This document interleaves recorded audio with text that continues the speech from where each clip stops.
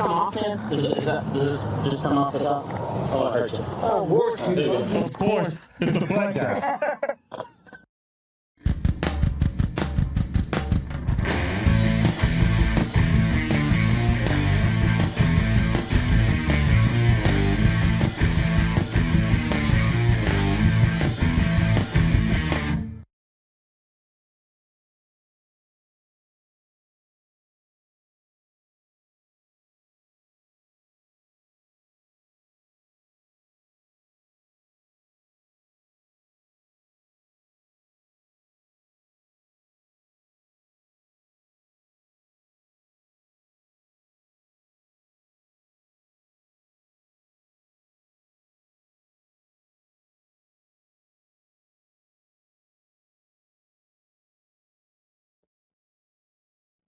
There. Okay. Sorry, guys. Jeez, we had a little bit of a trouble there. And that was a very short intro clip. I know it's a lot shorter than my usual ones, but when I saw Chuck E. Cheese was, actually, believe it or not, Chuck E. Cheese was stealing from the parents and the kids, and so they had to take him out of there. And of course, and sorry for the monster in your face, by the way.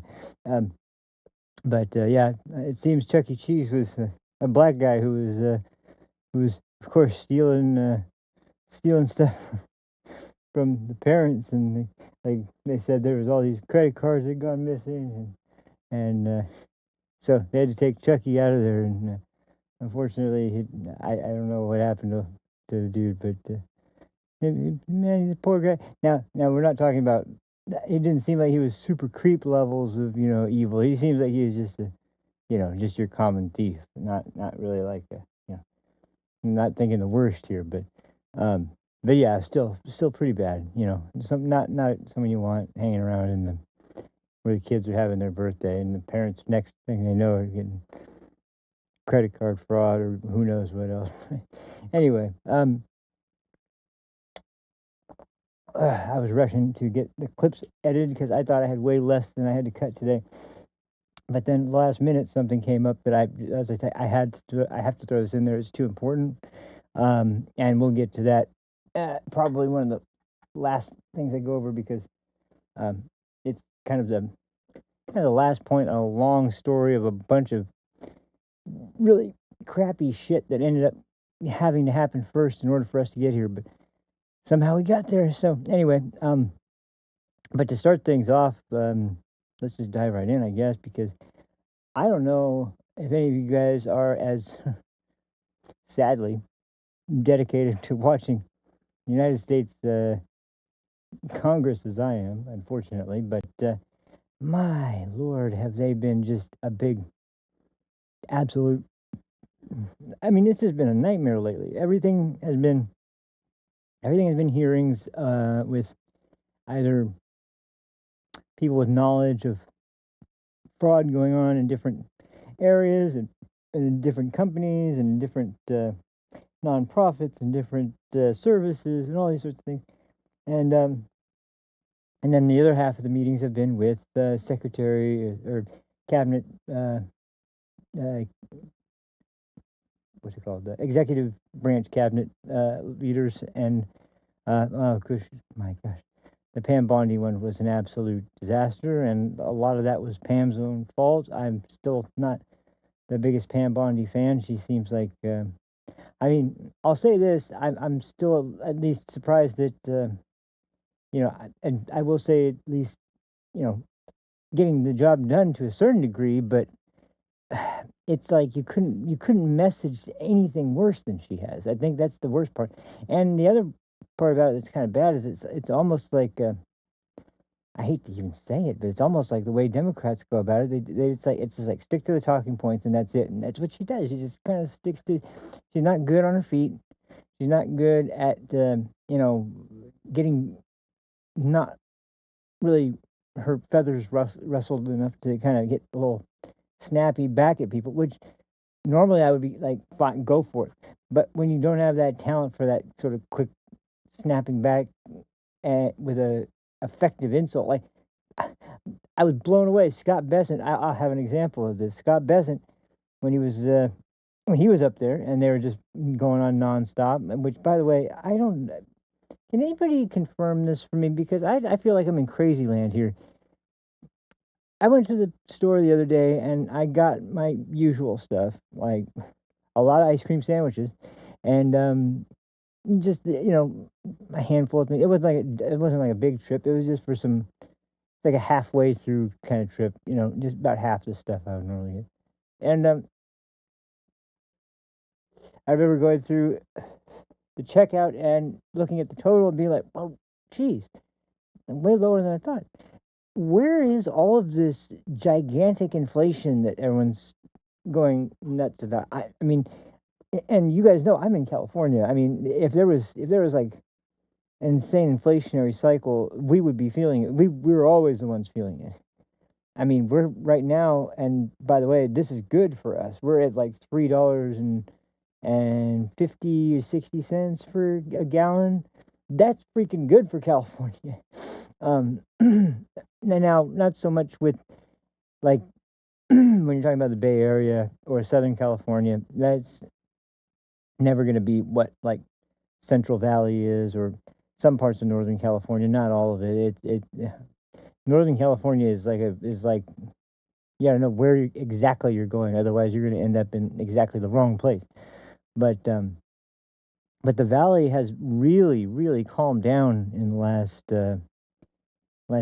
probably 5 to 10 years or so.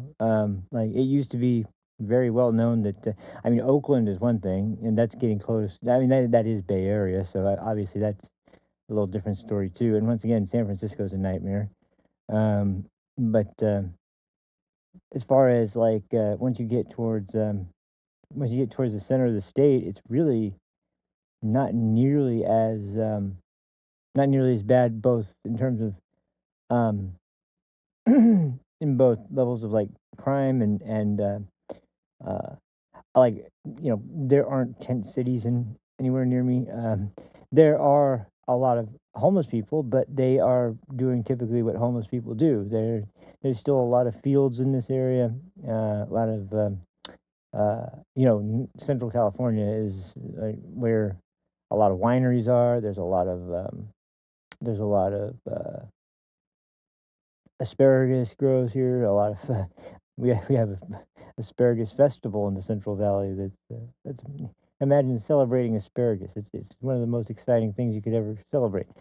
But but and avocado is another one. That's a big one because there's this place we used to go to every year when I was a kid, and we would go to Monterey, California. It was back then it wasn't as populated and crazy insane as it is now, but um, so it was a nice place to go that was on the water, on the ocean, and the parks and the beaches were freaking awesome back then.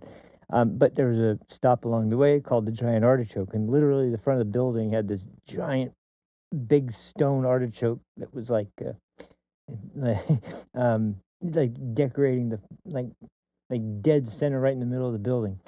So that's another one. A lot of agricultural sort of work goes on.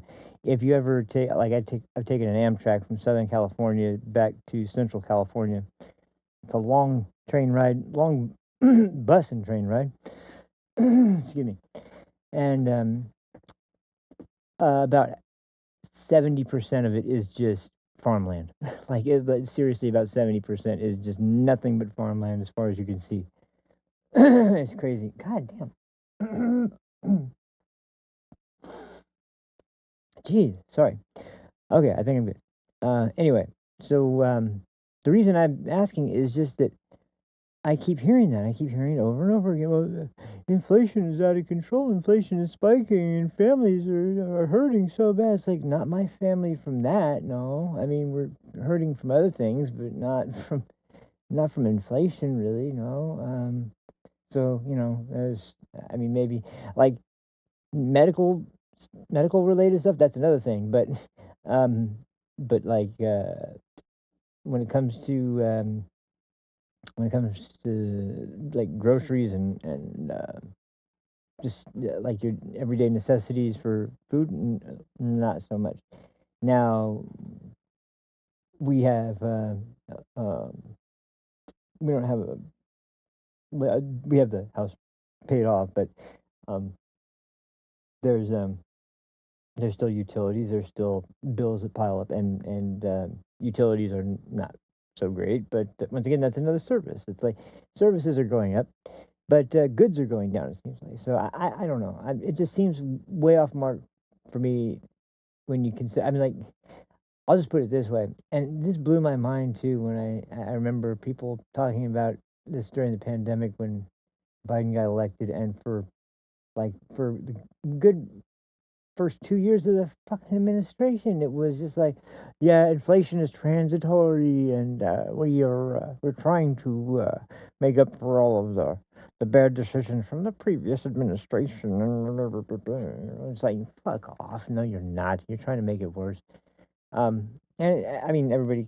I think it's no secret that the stimulus check reliance was just to make. By I mean, people. I guess people do forget these things that quick, but like it wasn't that long ago when gas was so bad that we were having to tap the strategic oil reserve, and we were having to.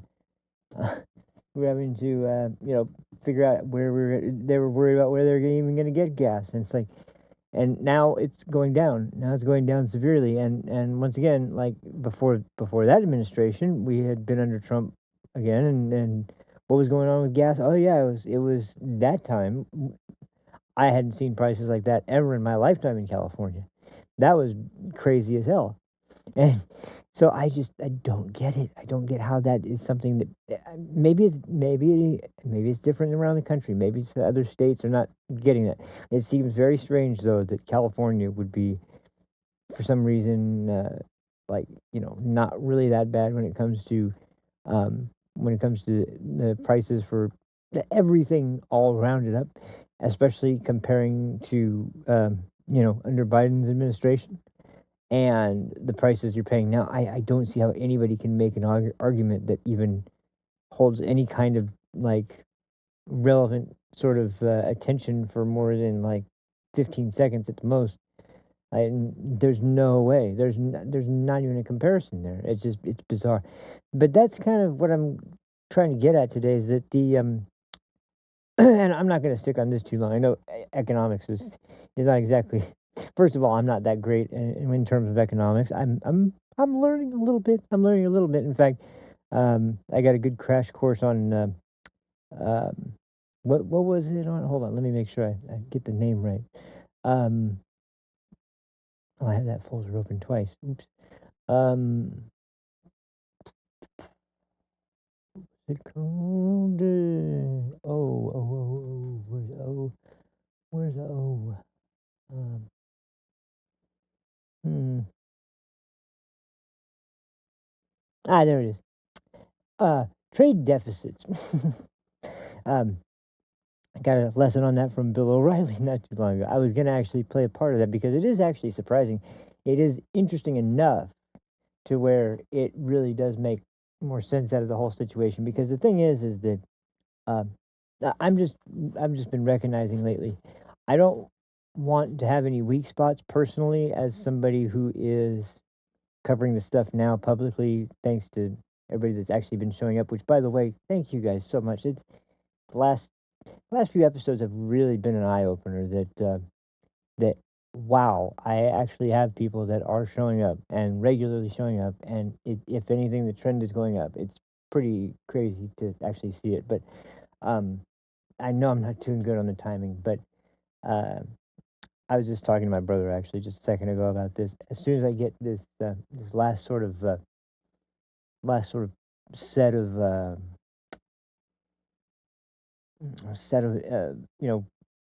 priorities done for these things I've needed to do for a very long time. I just need to freaking finish those things, get them done. I maybe can finally focus my attention elsewhere and not have it split between all this different shit that's screwing up. But yeah, as far as the audience, I've been blown away. Thank you guys, and I didn't want it to really go this late most of the time, but I did also kind of realize that based on the time I was going on, maybe an hour before tonight usually is probably not so bad actually. Maybe an hour or two before tonight, that's actually a pretty sweet spot.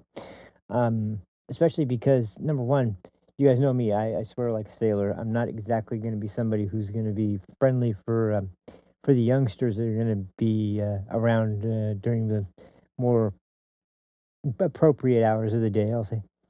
And number two, there's not like I'm not going to have to be competing with some of the more established, really big and very highly viewed streams that typically have established themselves already. And sadly, I mean, I actually really like Andrew Wilson's content a lot. I don't agree with him on everything, but I really respect the hell out of him for how well he's been able to perform and how well he's been able to do.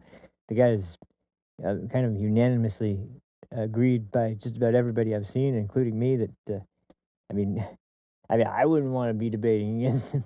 I'll tell you that. I'll just say I disagree certain areas, and I'll just leave it at that. I wouldn't want to debate the guy. But actually, probably more or less because I think he would just change my mind. But and I want to come to it myself. I want to realize it myself. I don't want anybody telling me. I want to figure it out on my own. But anyway, stupid point.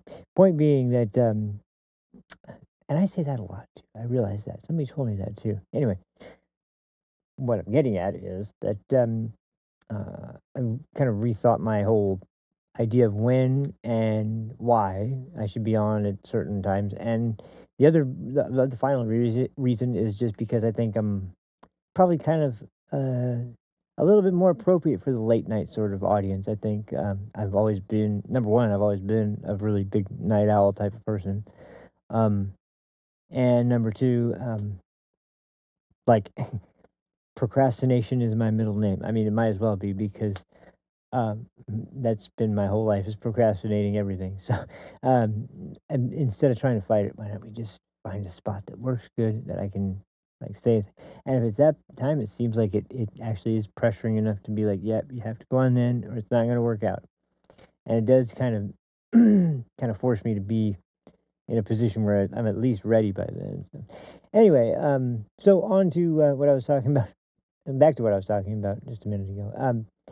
The the economic issues are one thing, but it really is starting to get very strange the way the title for the episode comes from something I watched from Senator John Kennedy, who, if you ever watch one of his interviews, the guy's hilarious. And he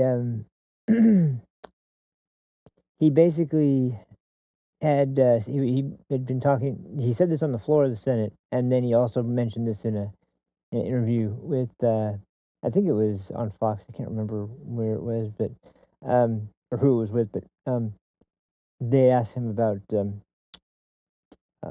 what Senator Schumer was going to do if the SAVE Act came up on the floor, and I can't remember what he said. I just remembered a second ago. It's basically like these people aren't supposed to be doing this to block agents or any kind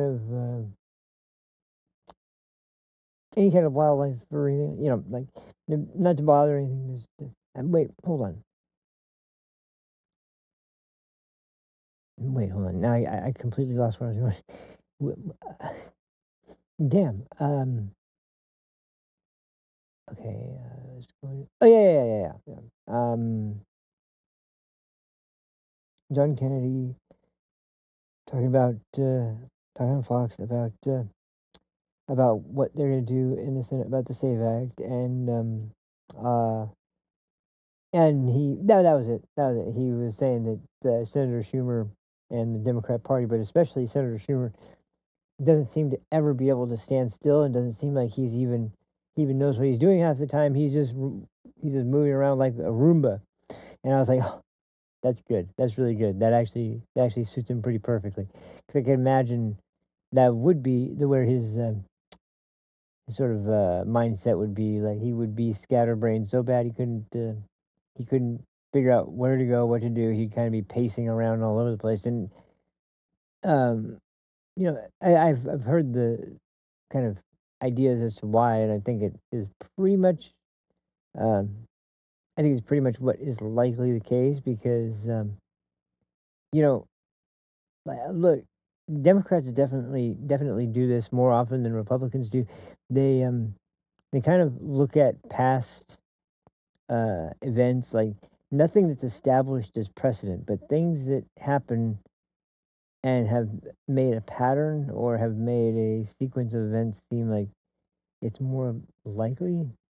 Um, but that is not something that is a good thing, nor is it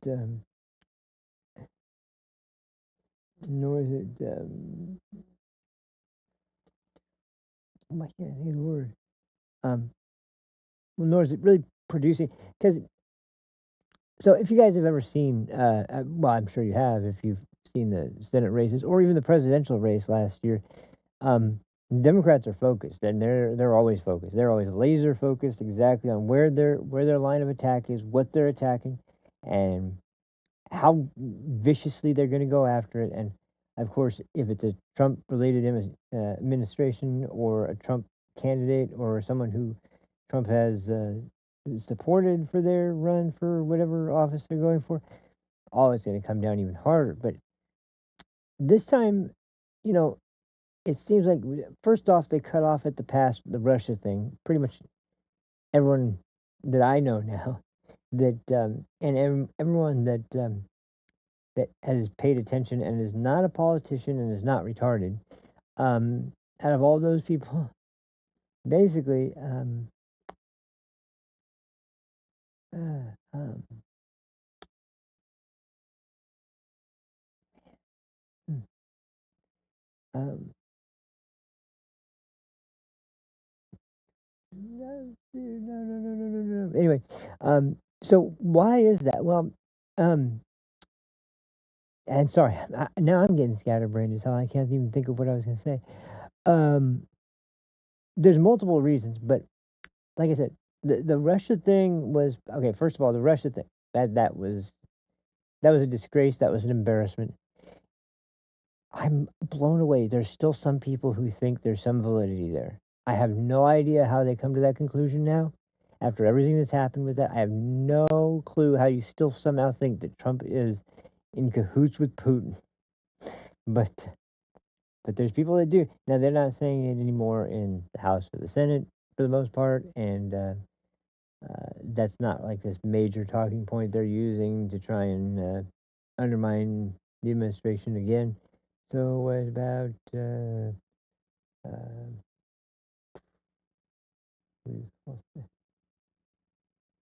light pad? Oh, I've seen that. Anyway, um,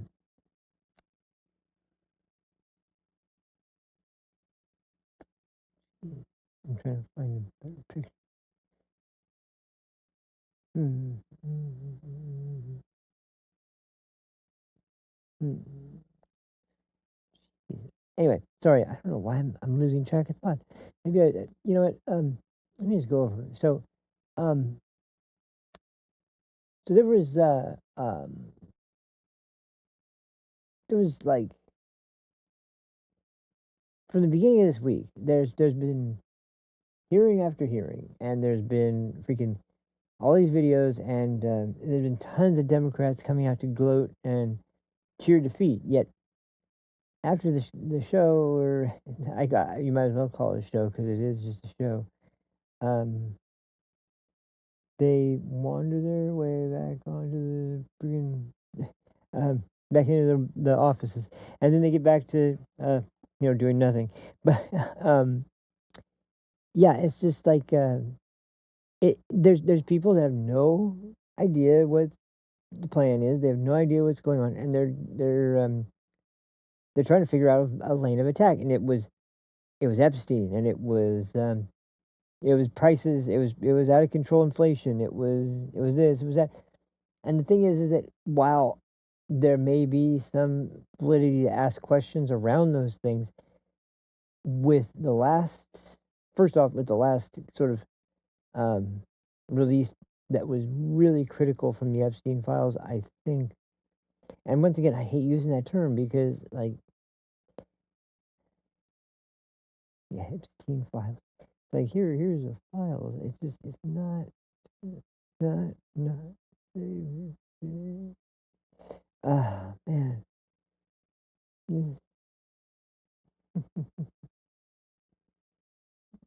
um, but yeah, so there was none of those are working. Now they've got the border thing, and then they've got ICE, and then they had Renee Good, and they had Alex Preddy, and now they have that little 5-year-old boy, and it's like, but here's the thing: every single one of those situations, like, is banking on manipulation and narrative control, and I think that on the one hand, they, number one, bit off more than they could chew, and number two, they were, I think, essentially considering that Kamala was going to be or going to run for president. So I'm glad that project got done. But anyway, yeah, so I'm watching the events going on in the House with the different people they have in, and no matter what, once again, we're going back to the hearing situation. No matter what the freaking topic is, the Democrats are not. Oh man, I was gonna say my microphone's on. It better be. Hold on. Let me just make sure I know what I'm doing. Yeah. I'm good. Okay. Man, I scared the shit out of myself. Yeah. So, um, and Scott Bessent, man, Elizabeth Warren tried to throw out this jab to try and catch him in this gotcha thing. Like they all just try to get you this gotcha. I never would have guessed Scott Bessent, of all people, would have a fucking goddamn knockout joke about Pocahontas Elizabeth Warren. But I think a lot of people missed it because it was so buried. So I'm going to play that real quick. It's less than a minute. It's about a minute. And she's asking him this question. It's a ludicrous question. It's another one of those loaded questions where it's always about, will you go along with what the president said? And it's like, why the fuck are you asking a member of his cabinet that? That's so stupid in the first place. Well, we know why you're asking that, because you're trying to, cause rifts in the executive branch. That's basically the only reason you'd have. But the important thing is that Scott Bessent's not having any of it, and he throws out this jab that is so perfect. I couldn't believe he was. I couldn't believe. Here, I'll let you guys watch and judge for yourselves. But man, I was dying laughing when I saw this. It didn't even it wasn't one of those things either for me where it took a second to kick in, because I automatically immediately, when I heard the word that he used, I was like, oh my God, he just went there. So once again, our little engine, Pocahontas, Elizabeth Warren, this is Scott Bessent being, and Baron, once again, I might feel some degree of there should be more decorum if the Democrats gave a shit about decorum at all, or had in the last, 20 years, really. If they didn't protest every Republican ever elected, if they didn't oppose every single Republican nominee for the Supreme Court, every single if they weren't starting to gerrymander the country because Texas did it, so that means we all should do it now. I wouldn't be nearly as hard line against this shit. I'll go into that in just a minute too, because what they're doing now is so. It's like you shot at me.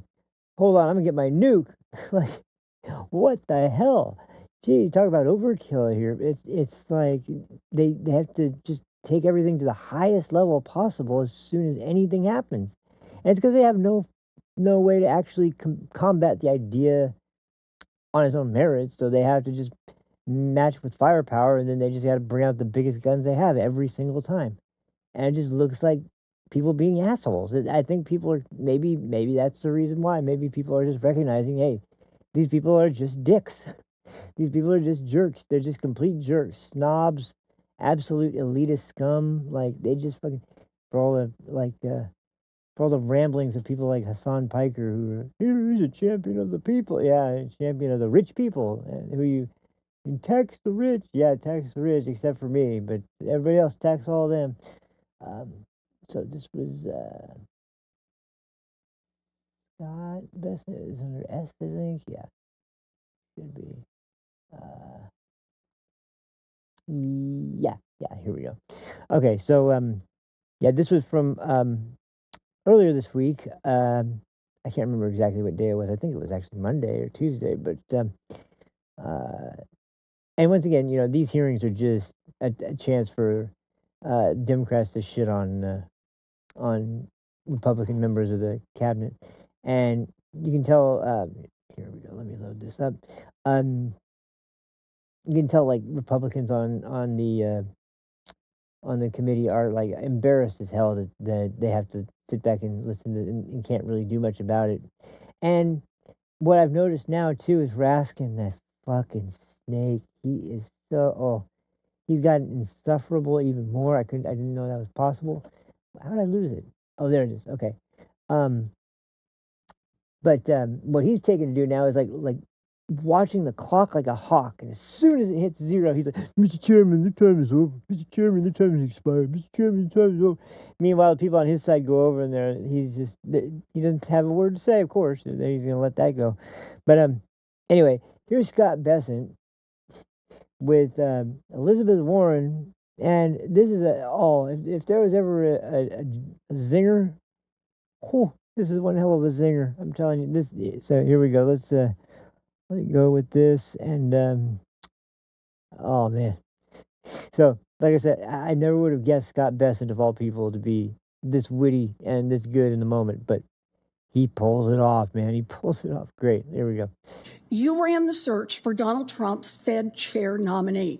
And Trump promised, quote, "Anyone that disagrees with me will never be Fed chairman." Kevin Warsh got the nod last Friday. And then over the weekend, Donald Trump joked that he would sue Mr. Warsh if he failed to lower interest rates. At least I think it was a joke. She says she thinks it was a joke. It absolutely is a joke. And yet, you're going to waste a bunch of time on asking a question to make sure, and then they treat it like it's super important and super serious, even though right there, I think it was a joke. Yeah, it's a joke. It is a joke. It's a joke. That thing that's a joke. But now let's make a big deal out of it anyway. But just in case, this should be an easy one, Mr. Secretary. Can you commit right here and now that Trump's Fed nominee, Kevin Warsh, will not be sued, will not be investigated by the Department of Justice if he doesn't cut interest rates exactly the way that Donald Trump wants? This is another thing they love to do. They love to throw out this hypothetical where, like, can you assure us that this won't happen if X, Y, and Z actually happen? And it's like, no, I can't assure you of anything like that because I can't. First of all, I can't read future, and secondly, if I could, what am I supposed to do about it as the Treasury Secretary? So, it's just like amateur hour once again, like completely freaking.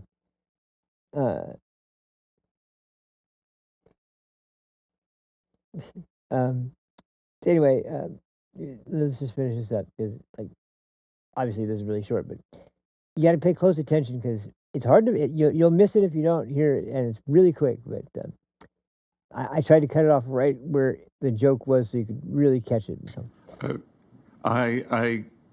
That is up to the president. Can you commit that you will? I'm sorry. Can you commit that you will not hold up? He won't be sued if he doesn't drop interest rates. And he won't be criminally investigated. The president also made a joke about you that I won't repeat, Senator Warren. That was the actually, I will. He said he had reservations. If this.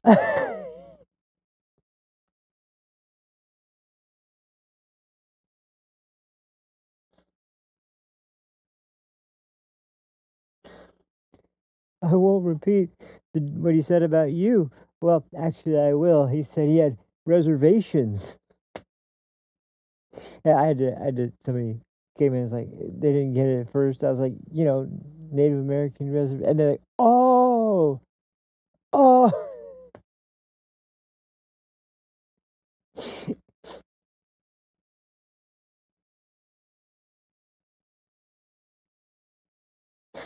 Donald Trump had reservations for Elizabeth Warren.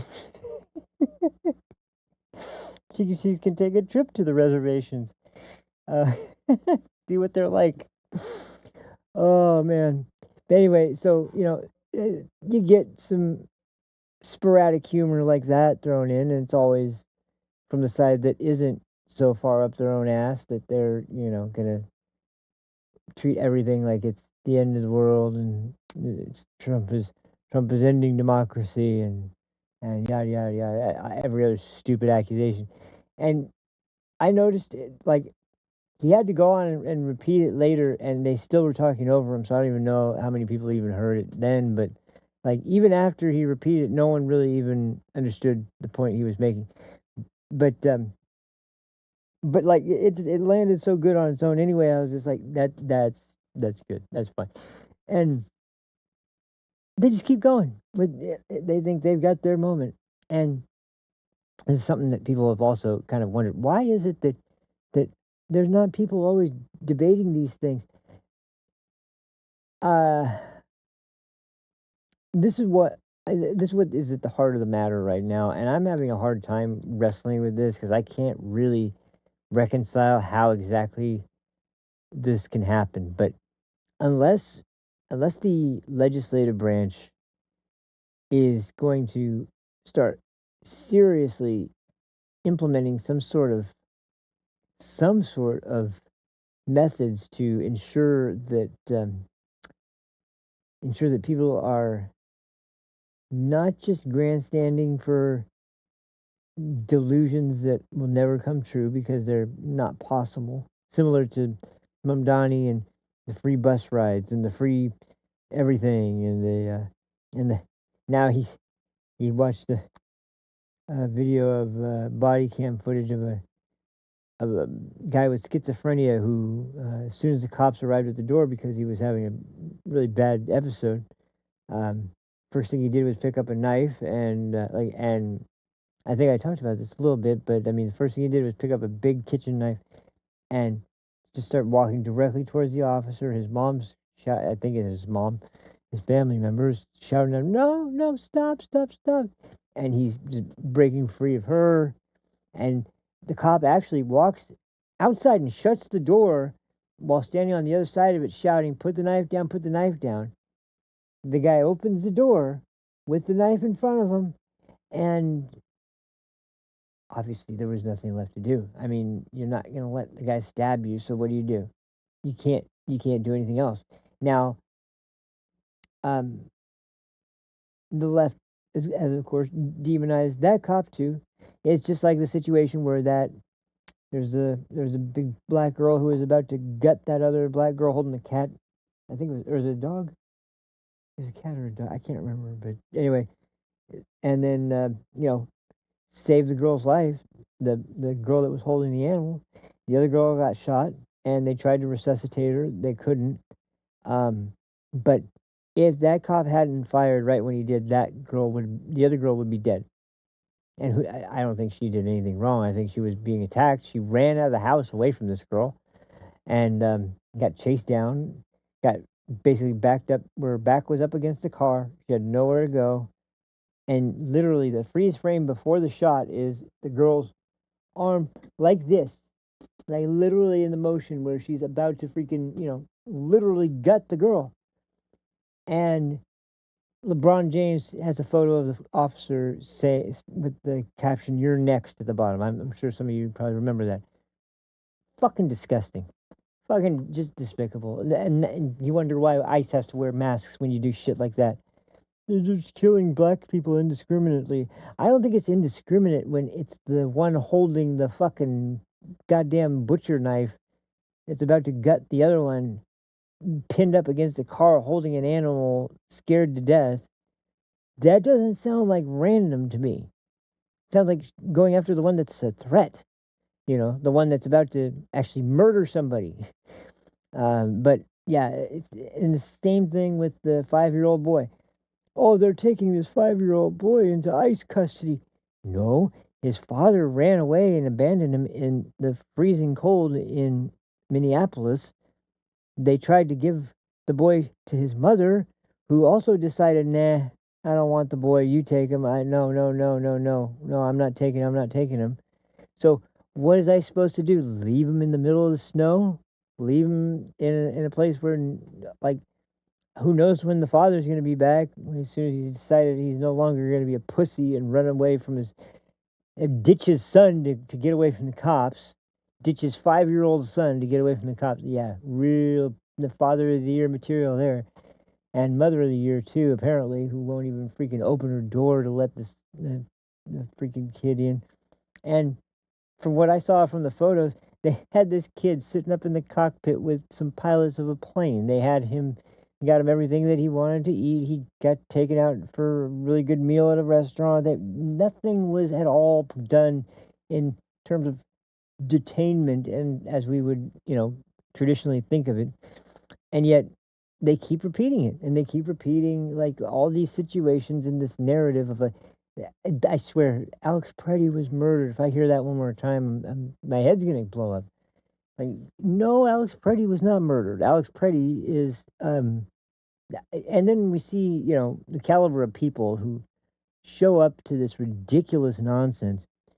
Who is that Antifa fag that freaking was talking about we gotta go out there, we gotta get our guns ready, we gotta take it to, and every other photo of him on his profile is him in dresses and just down to his bra and panties. I guess I don't know. It's very bizarre. It's very bizarre. But like there's something seriously wrong with this guy.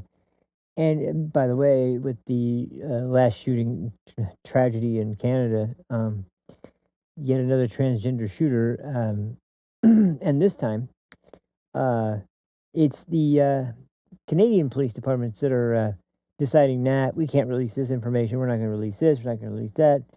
We're going to refer to her as Jessie, and it's a female. It's amazing because that's like, I heard the question asked, and once again, I like Asmongold. I like the guy, but he asked this question. I just was like, where? Because he was trying to say, well, if Kamala Harris had been elected, I mean, you think Renee Good would probably still be alive today, right? And I'm sitting there going, okay, yeah, but what? Okay, and if Hillary Clinton had gotten, elected, she probably would too. What's the point? Like, at what point do we start thinking about the person responsible and stop blaming it on the politicians that are in office that are enacting policies that the American people wanted? And that wasn't ultimately the point he was trying to make, but it was just like, if you're trying to make an argument of like, is it worth it based on a life for the rest of the country's lives, that like, I just don't see it that way. I just don't see it in a way where, like, there's never a period of time where Renee Good's actions were in control of anybody else but Renee Good. Nobody else was in control of her but her. Even Go Baby Go, she could have not gone Baby Gone. She could have just parked Baby Parked and gotten out of the car, Baby gotten out of the car. But, instead she listened to her partner and decided it would be a good idea to hit a nice officer on the way out. So, I mean, like, what do you want it to be? Because once again, these people are ruthless. They would have no sympathy whatsoever for this being like a situation where if it was someone of a certain race and a certain demographic, and they were in this position or that position, to be just the way that they have all these rules around the oppressed and around these. It's like, once again, these have nothing to do with sympathy or concern for people less fortunate. Nothing at all to do with people that they think deserve to be treated better or whatever. This has to do with campaign slogans, campaign ads, talking points for debates, gotcha moments for TV. That's all it's for. I knew exactly when it happened that I've said this many times. I knew when the shooting happened, the first one with Renee Good, I knew, oh boy, here we go. This is exactly what they're looking for. Um, and sure enough, nonstop, round the clock, if you watch CNN or BS Now, then you're going to be seeing, Ice Evil, which is how it happened to be the theme of the Super Bowl this year. We're going to get to that, trust me. Not for very long, but there's some important business that we need to discuss, some very important business, and it's more about who's discussing it than what the business is. But, well, no, it's about both, actually. But I'll be fair. But anyway, it just, it really blows my mind when you look at, okay, so what I was trying to get to before with the Senate and the House and the whole legislative branch in general is that this is not the way the legislative branch is supposed to function. This is not at any level. None of the things you weren't supposed to be able to hold the country hostage in a shutdown situation where, luckily the funding was provided to everything except for DHS. But at the same time, that's not exactly comforting knowing that, Homeland Security, that is in control of just about,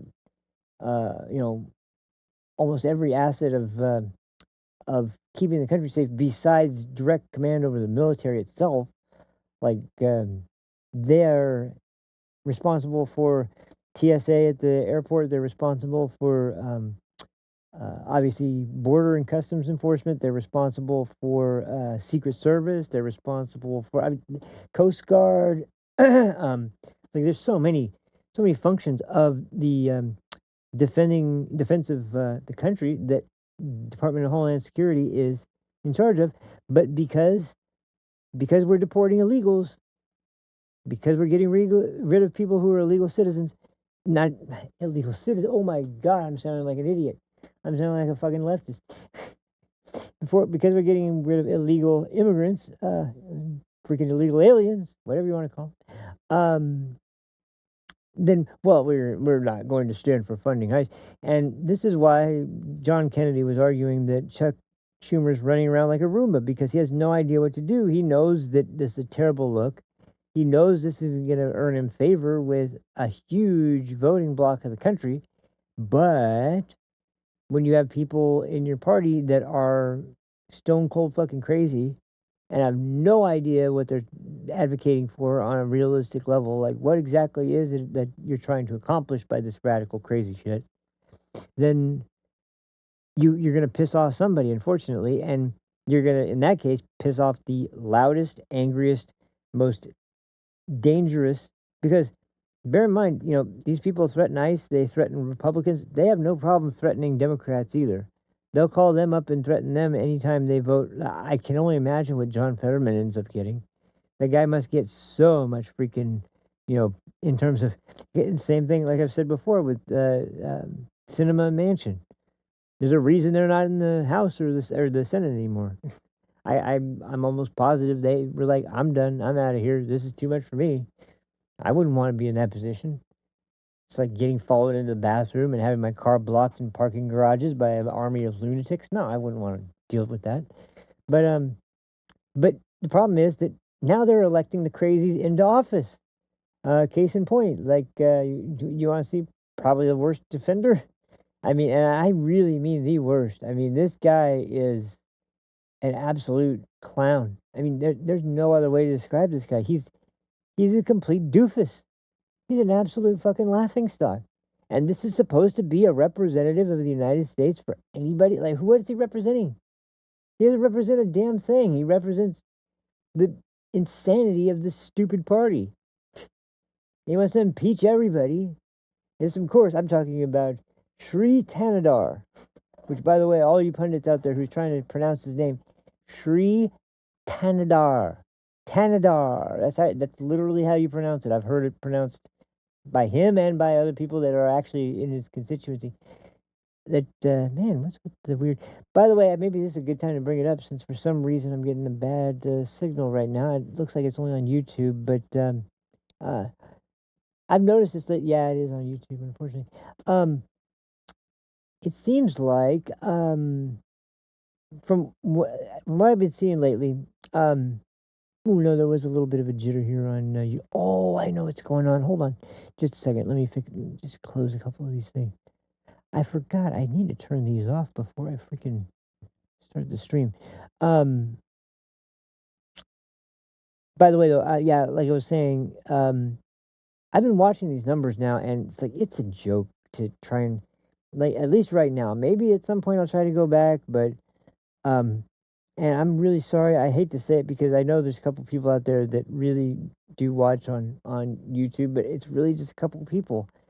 And on Rumble, I am getting like uh, it's crazy as hell because I never expected there to be. I expected it to be higher on Rumble. I never expected we're to be talking about like within the first few months of me getting back on track, kind of we would be breaking 100 on Rumble and on YouTube be getting 2, 5, 3, 8, 1. Like that's what we're talking about here. That's the difference. So I just can't. I just can't do it. I can't commit the bandwidth. I can't commit the extra time and effort for both streams, and it's not getting me anywhere. Like I'm doing the same thing. It's the same stream. I mean, I'm doing a simultaneous stream to both platforms, and it kind of blows my mind that I mean, we're on episode 47 technically, but this was after a reboot to the show entirely, so it's more like if we're talking about total shows that I've done in the lifetime of the show, we're probably looking at about 80 to 90 somewhere in there.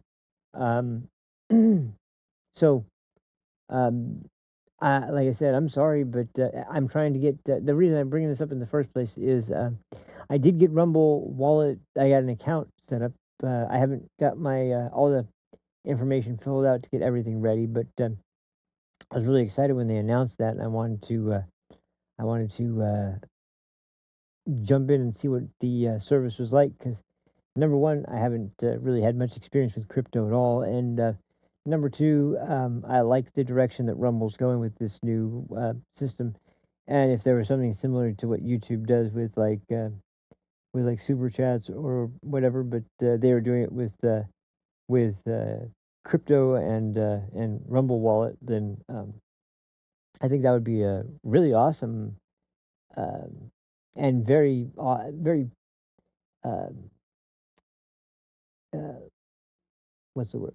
Be a lot of ingenuity in the idea. It would be novel. It would be really cool to see people actually finally kind of get introduced to crypto in a way that would be a little bit more interesting, where you're actually committing to using it by way of supporting creators that you like. And oh,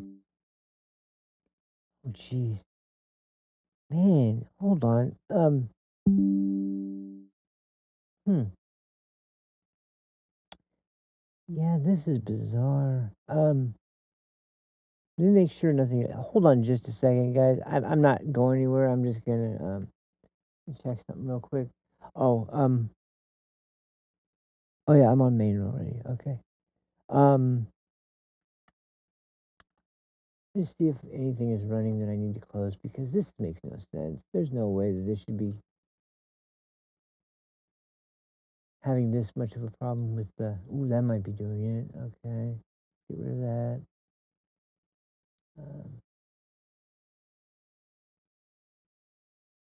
The hell is that doing? Oh, that's right. I was reading README this morning.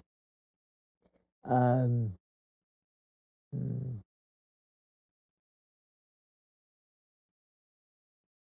hmm,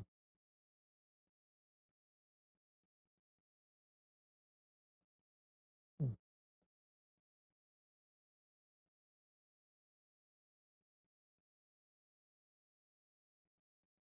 hmm.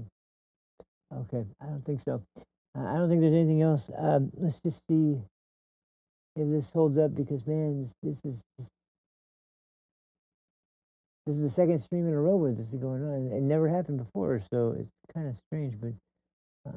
But like I said, it's to a point where there's really, I mean, if there was going to be something that was going to come up from YouTube, it would have, I would have seen something by now. But like, I'm not even seeing much of a fluctuation, and so like when you hover around numbers less than 20, and you do that for months while you do the same stream on Rumble, and you start hovering higher and higher and higher, and you get more and more attention and more subscribers, like you would hope that you would do if you were doing a stream.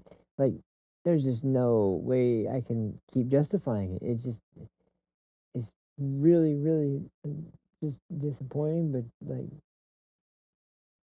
yeah, there's like really nothing I can do that would really help. But if there was, if there was, anyway, maybe Sri Tanatar could help me out. I don't know. Let me see. Should I play that? And here, let me reload this real quick and see. I don't want to have to reset the freaking stream, but I might have to. Um. Oh wait, hold on. Oh, that's right. Sometimes the numbers are so kind of goofy here. Um. Anyway. Never mind. Is that everything here? It's so weird. It's not that. It's not that. It's not that. None of those.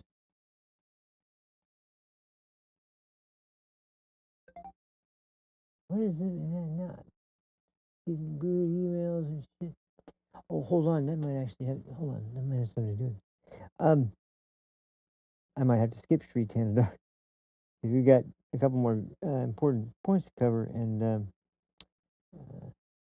they're far more important than Street Canada, believe me. But when was this? Oh, it was Wednesday. Okay, never mind.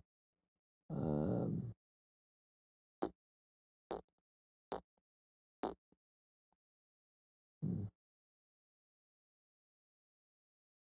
Oh wait.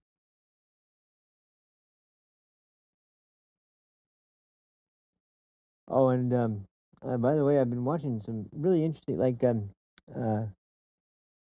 since the whole event with the Super Bowl and the halftime show, and especially with Turning Point and their alternative halftime show, which did really well. Which, by the way, I gotta say, I'll say in just a second because I'm really I was really surprised at the turnout there, but I was more surprised about Kid Rock getting. I can't help it, man. I grew up listening to freaking that whole damn album, man. Cowboy, fucking. Oh man, only God knows why. Jeez, these were classics, man. Of course, Bob with the Bob, but I remember that one the most because of Gladiator. When that movie came out, oh jeez, that song was always played with that movie. But anyway, actually, you know what I'll do before I do anything? I'll just check to see how long that. Oh, here's another one I can close. Hold on, get rid of that. I don't know why Bluetooth service application would be open. Uh,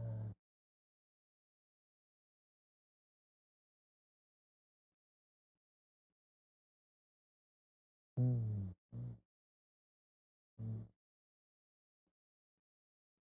hmm, hmm. Okay, I think that hopefully we'll do a little bit better because I don't know what the hell's going on here. Um, but like I said, it shouldn't be an issue too much longer either way. But okay. Anyway, um, so back to business. Where we?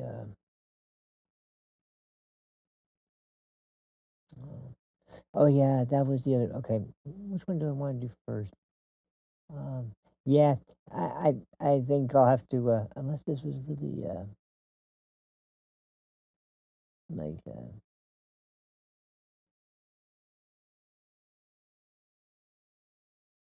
oh that's right, that's under age. I think that's under age. because of. Oh, never mind. That's really long.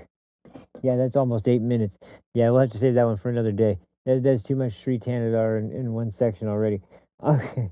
Um, but anyway, so let me get to the one of the more egregious things that's really been irritating, which is the uh, we talked about them throwing their temper tantrum and getting crazy about the fight for illegals to vote again, and uh, you know, one thing I've been watching that has been driving me nuts is the kind of people who are so unbelievably ridiculous that they really don't even care how hypocritical they are. They'll purposely be hypocrites constantly so that they can get some sort of, it's a total domination of the id, or the part of the ego that part of the mind that is processing like the most extreme situation that you would take in any given situation without any concern for any kind of future event that would be more of a detriment because of the partial time period for what you need it for. So anyway, um, but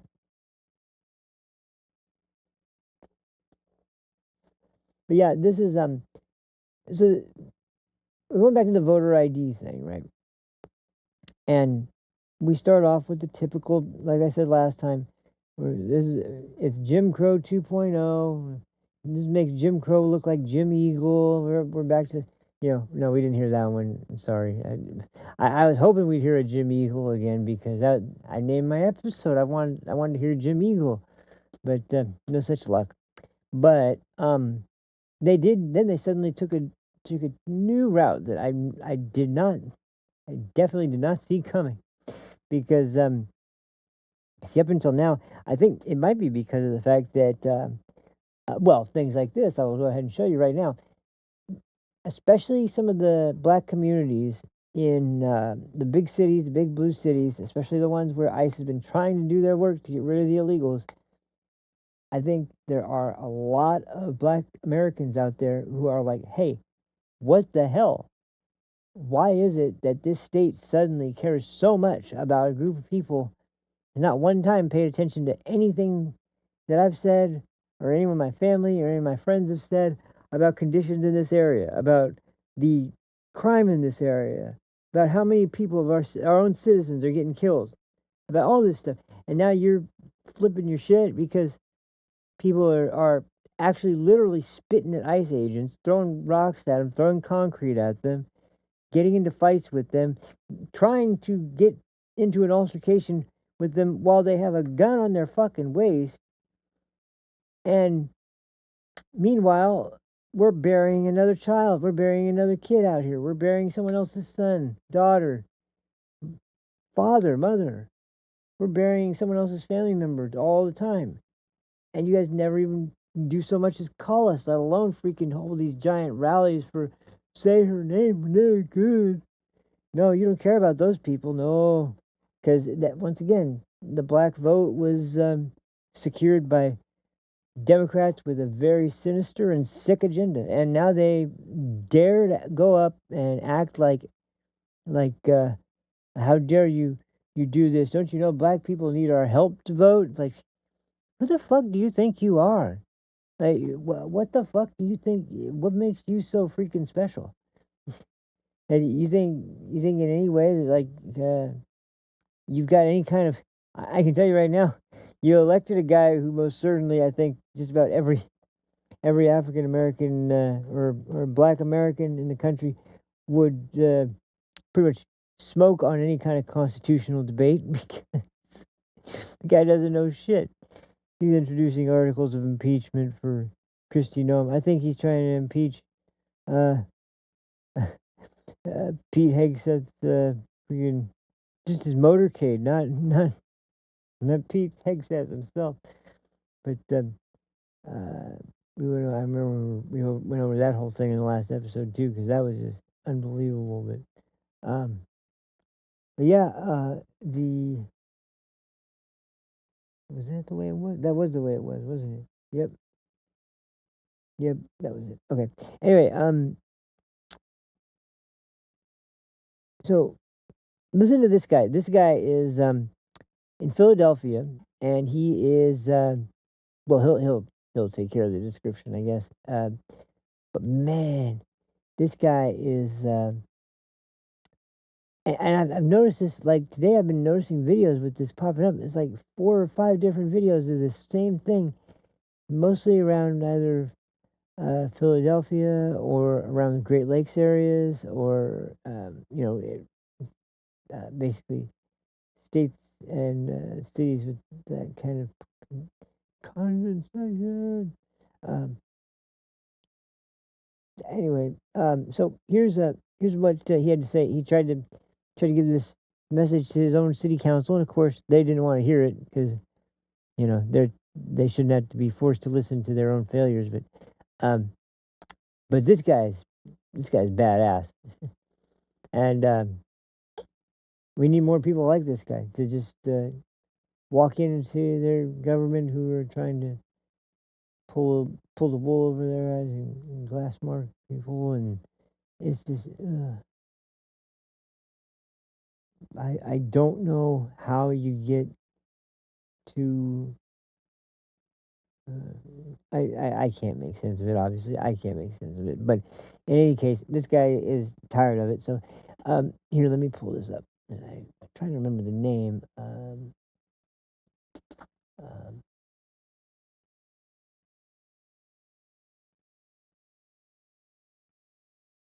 Here it is. Yeah.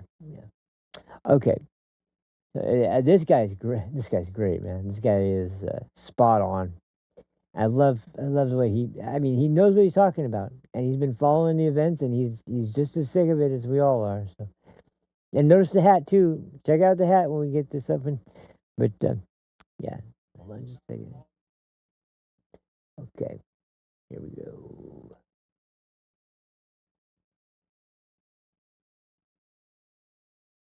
All right.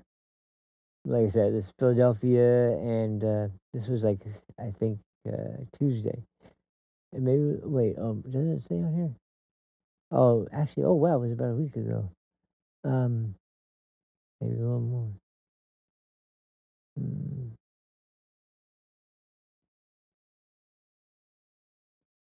Mm. Mhm. Mm. Mm. Mm. Mm. Mm. Mm. Mm. Mm. Okay, we have volume. Yep, everything. Just gonna Oh wait, where's the video? Oh, there we go. Okay, we're good. All right. I closed it on accident. That's what happened. Okay. All right, here we. Wait. Oh yeah, that's right. Yeah, sorry for my awesome wallpaper is pretty cool, but anyway. So here we go. Let's get this going.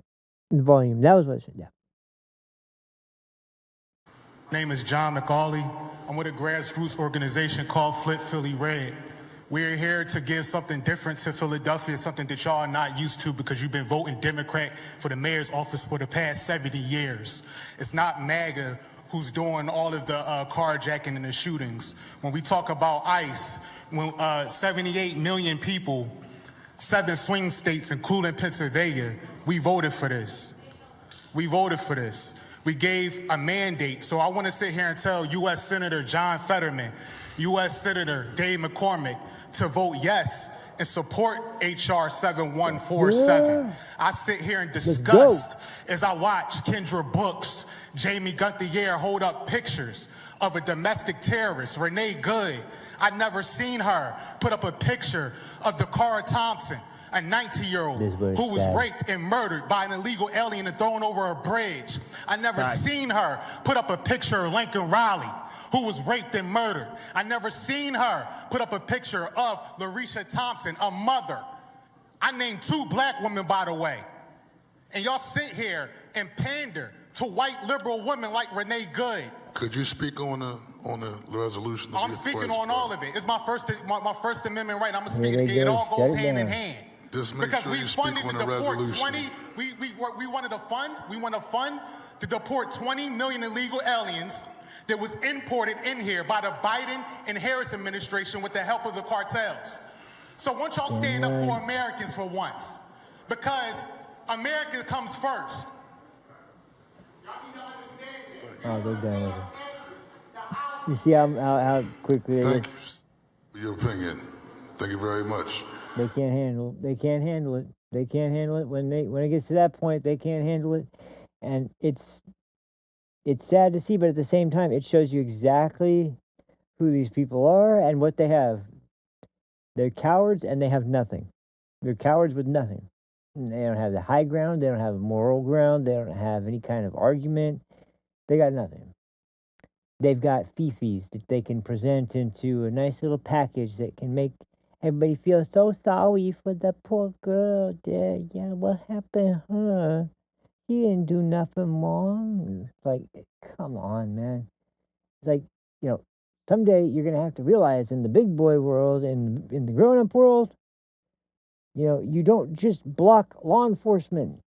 You don't just run around in your car and follow law enforcement to every stop. You don't block their cars from getting access to roads. You don't impede their investigations. You don't hinder their ability to arrest a subject. You certainly don't obstruct justice in any way. What exactly else could you possibly call what's going on? And what's the reason for it? I wish there was enough time to get there. But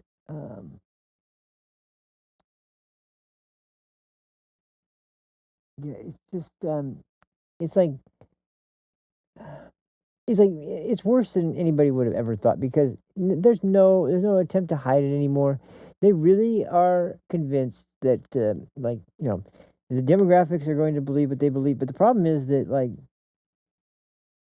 the combination of people that don't know what's going on because it's so buried in this pack of bullshit, which I'm going to show you in just a second.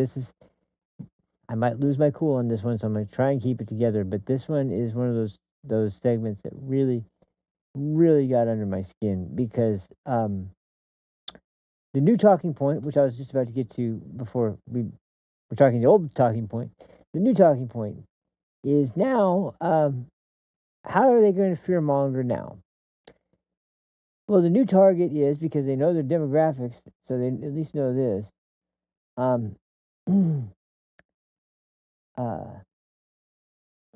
The way that ICE is going to protect the country from illegal immigration is they're not going to have razor wire or Constantine wire or anything like that that's going to be put in front of them. No, the agents are going to let the door open, and then they are going to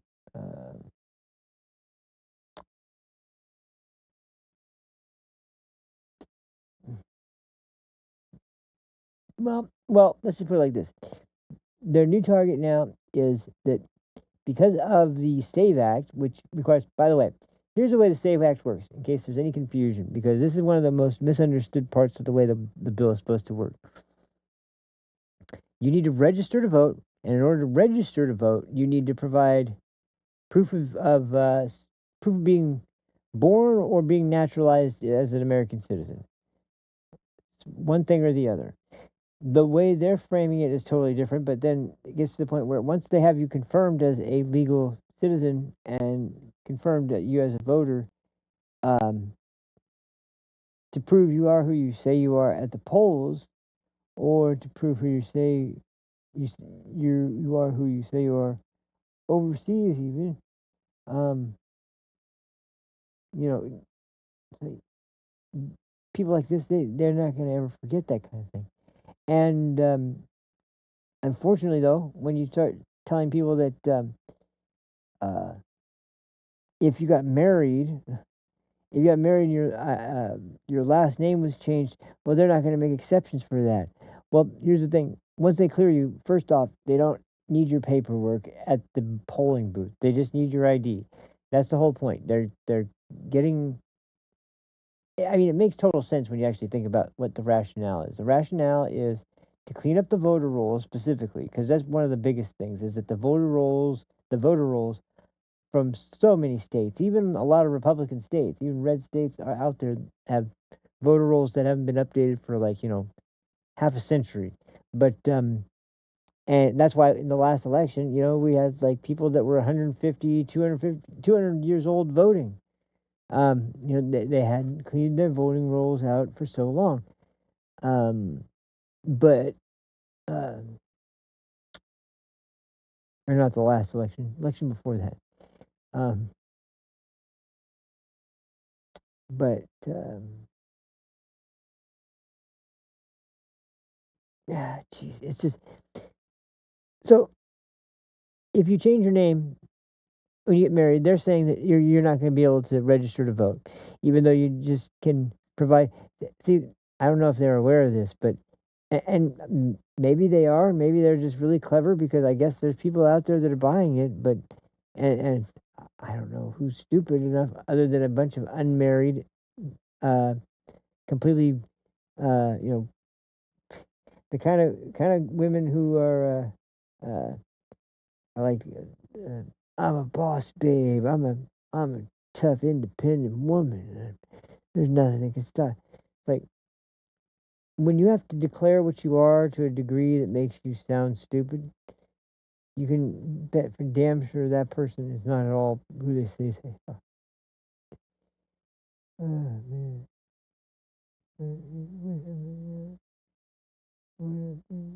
What happened? What happened? Anyway, they never much mentioned the fact that, like, okay, suppose you get married, and now we're in a day and age where a lot of times when people get married, the woman doesn't take the man's name, which is bizarre, but not because I think it's wrong. It's just kind of weird. It's like you're going to get married and you're going to go through all the traditions, but you're not going to go through one of the most important ones, which is adopting the man's uh,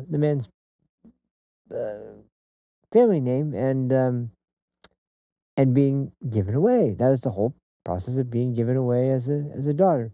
Um, but you're going to. Oh, yeah, hmm,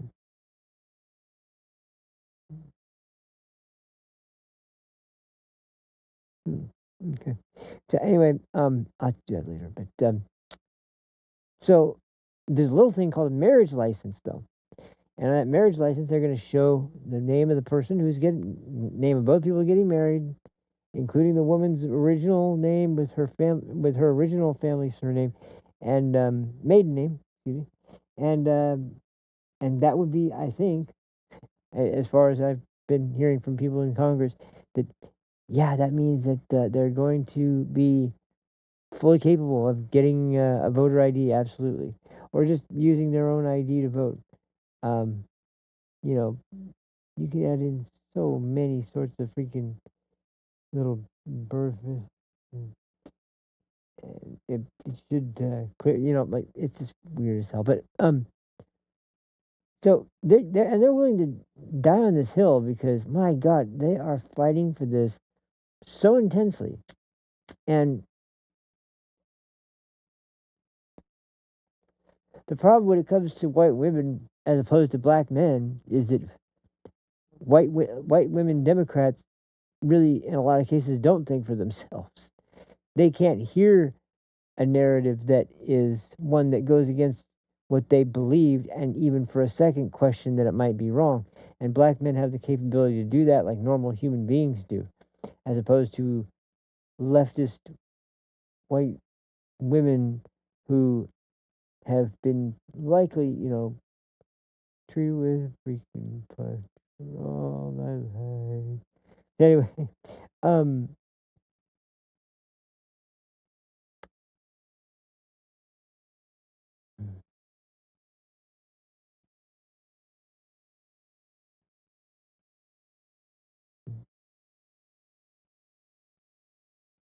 hmm, I don't know about that. Anyway, so this debate spilled over onto Abby Phillips' show on CNN, which we haven't talked about in a while. We haven't talked about Scott Jennings or Abby Phillips or CNN's worthless freaking programming. And Scott has been on a lot of shows lately, kind of trying to diplomatically kind of mention what he thinks is important about having these discussions on air with people who totally disagree. I get that. I hate to say it, but yeah, I get that. But it's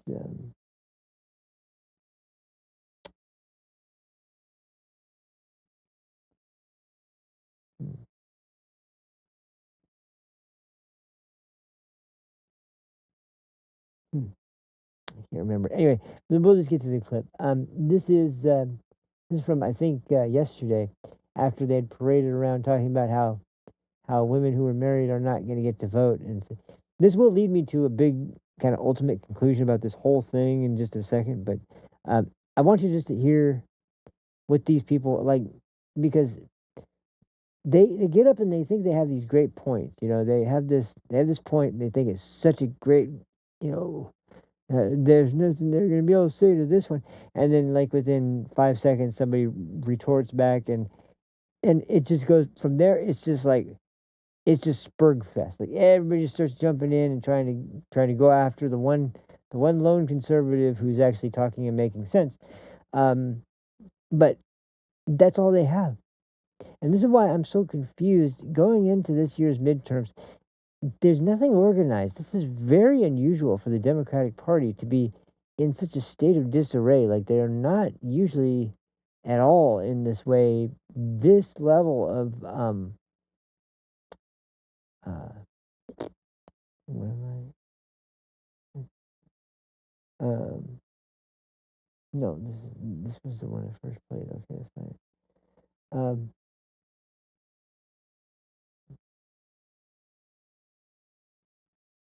Mm, mm, mm, mm, mm, mm. Sorry, I was having a hard time finding this one. Yeah, here we go. All right. Yeah, here it is. Okay, so by the way, they also have a new host on a new conservative host on CNN's panels like this with Abby Phil. I forget what the name of this stupid show is, but nevertheless, they have another new host. It's a conservative woman, and man, oh, she's smoking. She's really hot, and not only that, she makes some damn good points. She gets under their skin just about as bad as freaking Scott Jennings does, but it usually amounts to, because the man on the panel, they're freaking, they have no idea how to talk to women at all in the first place, so it usually results in some big mouth like Anna Navarro, or if Abby has to do it herself, she'll do it. But it's gonna have to be somebody's gonna have to be the sacrificial lamb.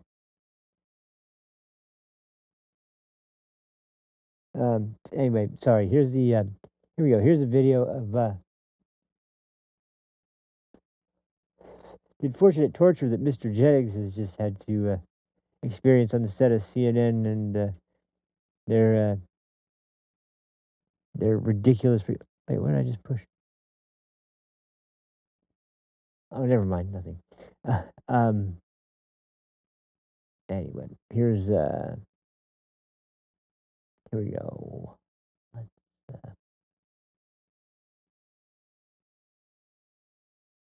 oops. Wait, is that it? Yeah, that's it. There we go. Okay. Almost lost that one too. Sorry.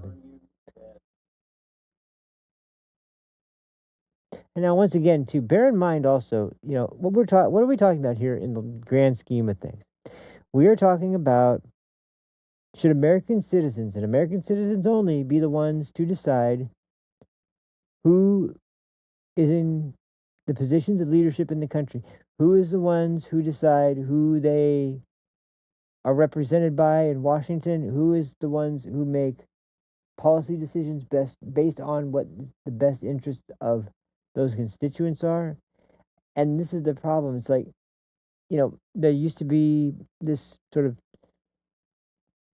sense in the this is the way the Constitution and the government was structured after we became the United States. It was designed to have the branches of government be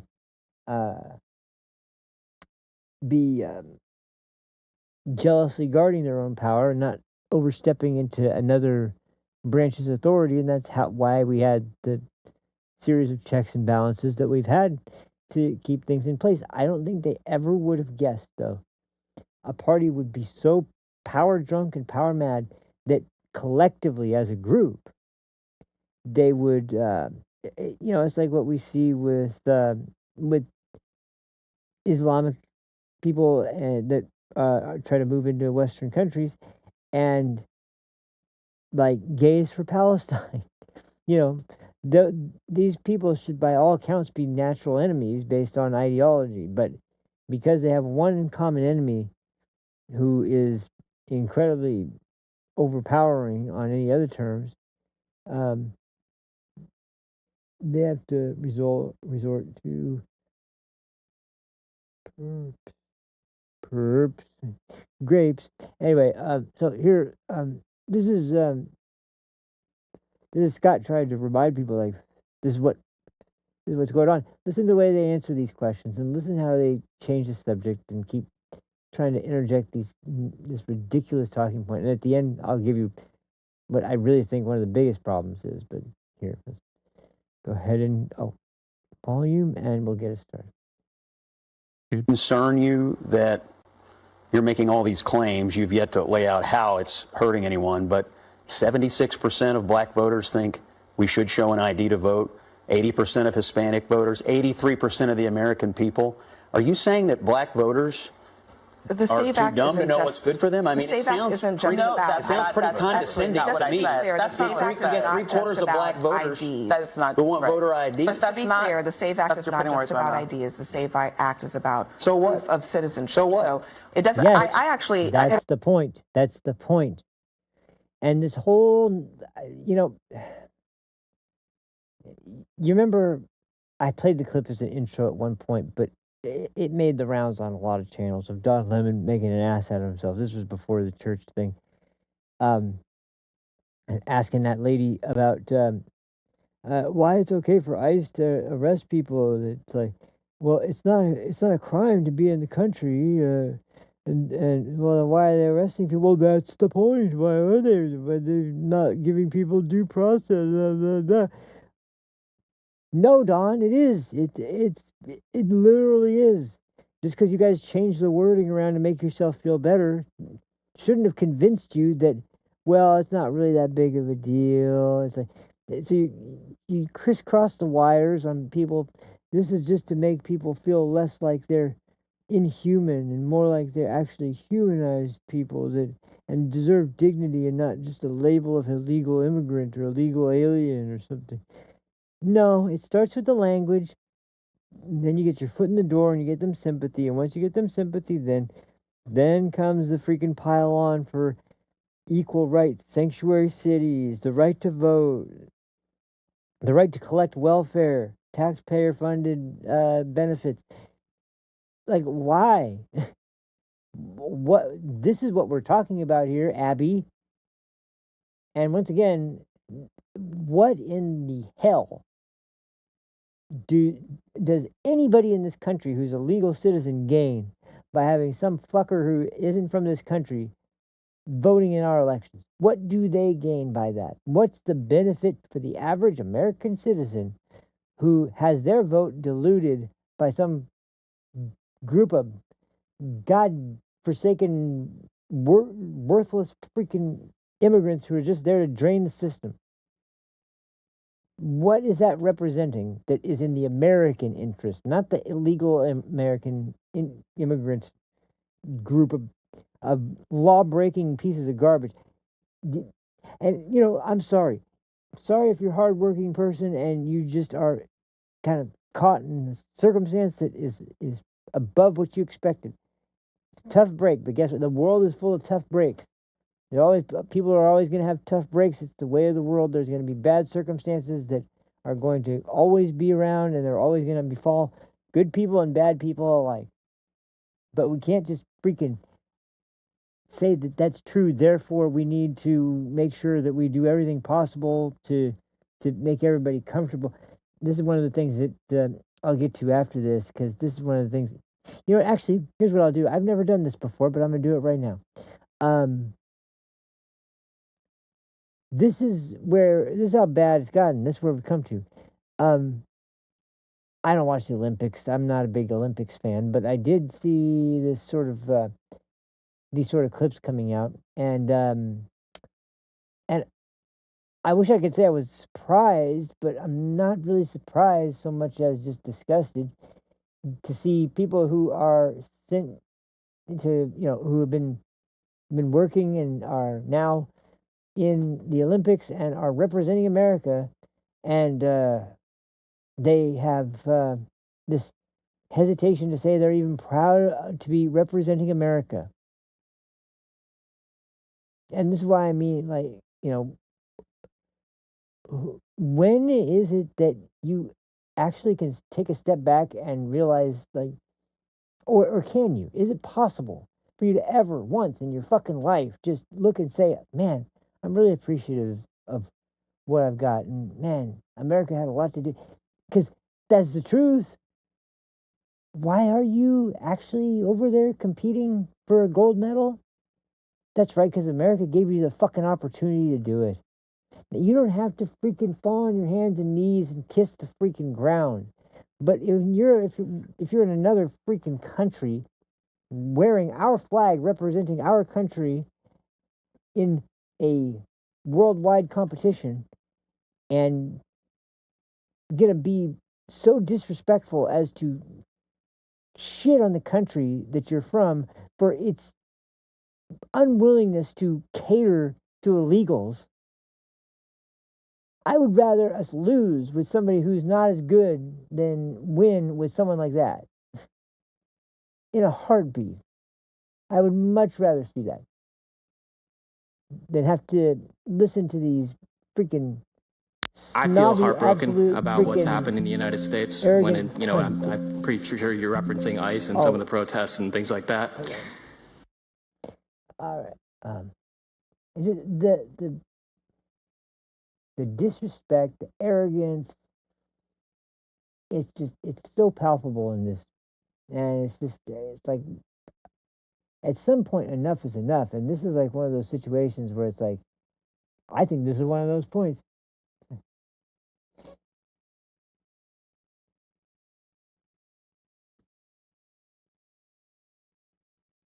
What did I do?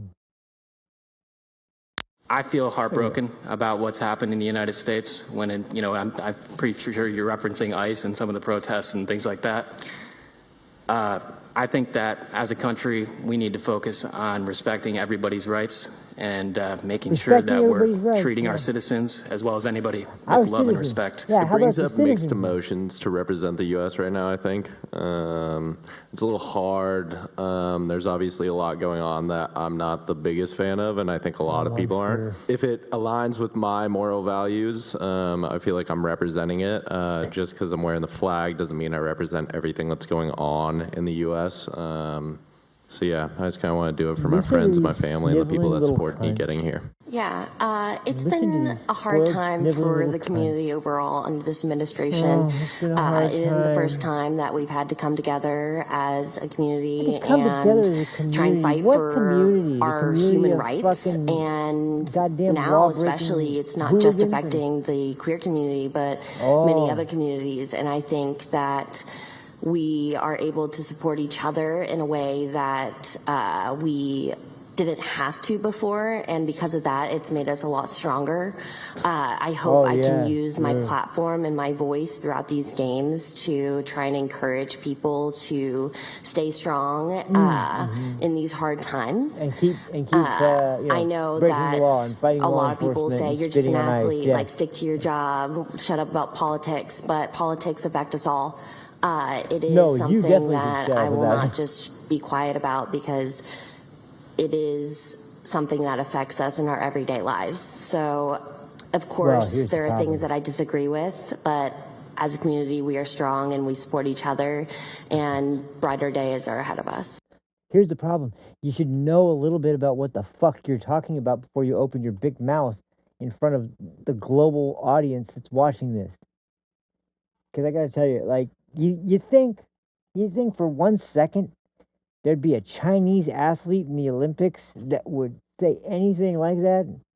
Fuck no, there's not. But let's make it even lighter. Let's make it a little bit more simple and somebody that we can relate to. You think a Japanese competitor would come up and say something?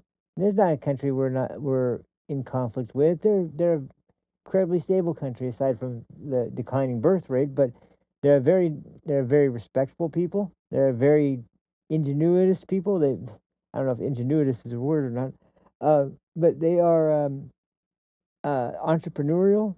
They're very they are very intelligent. They're very hardworking, and they are, no matter what it is, whether it's sport or tech, no matter what the field is, they always are 100% devoted to it. And I don't hear them go. I can't picture a Japanese person coming up in front of the global audience at the Olympics and saying, "Yeah, I have mixed feelings about wearing this Japanese flag on." Are you fucking kidding me? No, it just doesn't happen. It just doesn't happen. We're the only country, best country in the world. People that want to come here from everywhere. And what do we have? A bunch of fucking sniveling little cunts and come up and, well, I don't really like what's going on in the country right now. I'm just not happy about it. Oh, you're not happy about us getting rid of all the fucking rapist illegals that, yeah, I'm sure. Man, what a loss. Terrible. Now let's watch Scott Jennings. It also makes it very hard for married women who I was just going going to say, we talked about young this people, before. It's not. It actually, there's an argument to be made that red state voters, women, poor white voters could be just as. I know, you think they're dumb too, don't you? Young I mean, voters? that's the thing. I hear these arguments. I've heard Democrats all week long. No, please don't. No, you listen. There's a deflection from talking about Donald Trump's racism. I'm actually.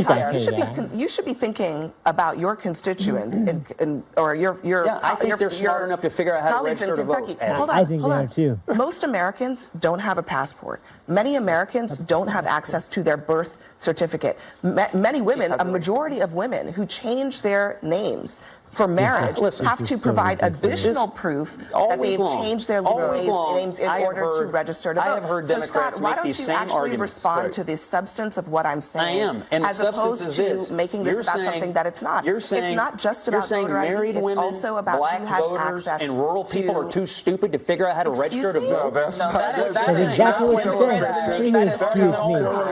said. That is not what she said. Let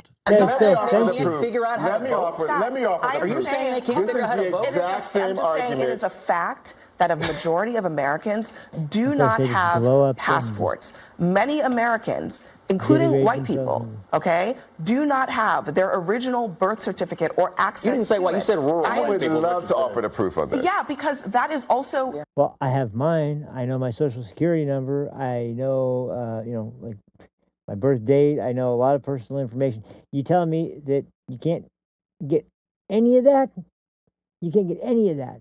Or you can't have some way to, provide some form of proof that you're a citizen. Because what you're doing is cherry picking. The idea that you would use a passport is retarded because, of course a lot of people don't have passports. So what? Everybody should have a birth certificate. Everybody should have, some basic freaking information when you're an American citizen. Not that hard. And if you don't have it, well, it's a call down to, your local freaking, I can't, call a local city hall. Call somebody.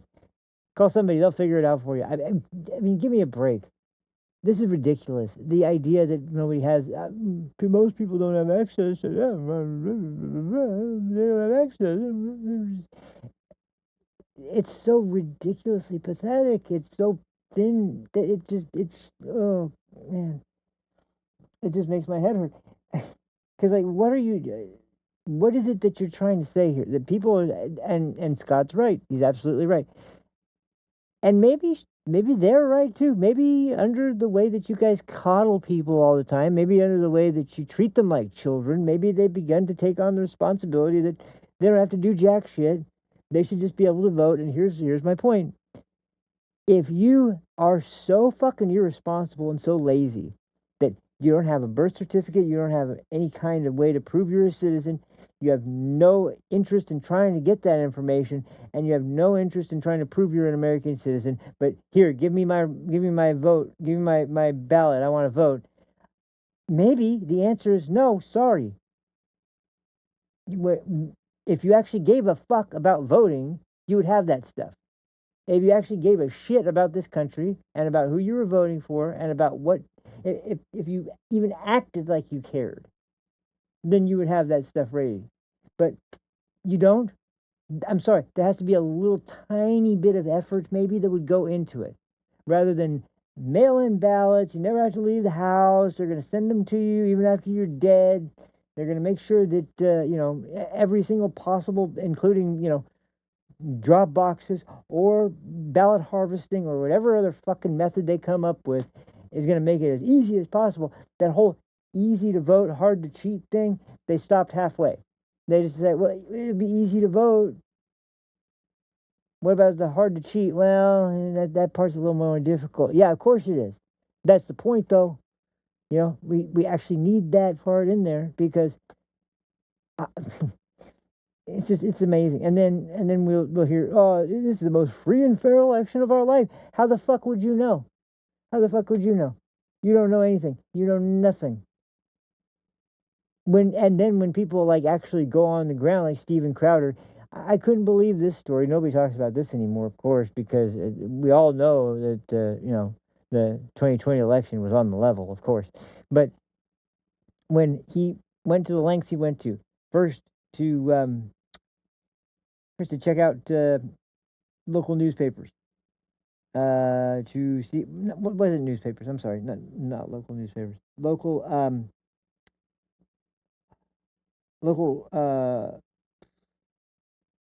registered voters,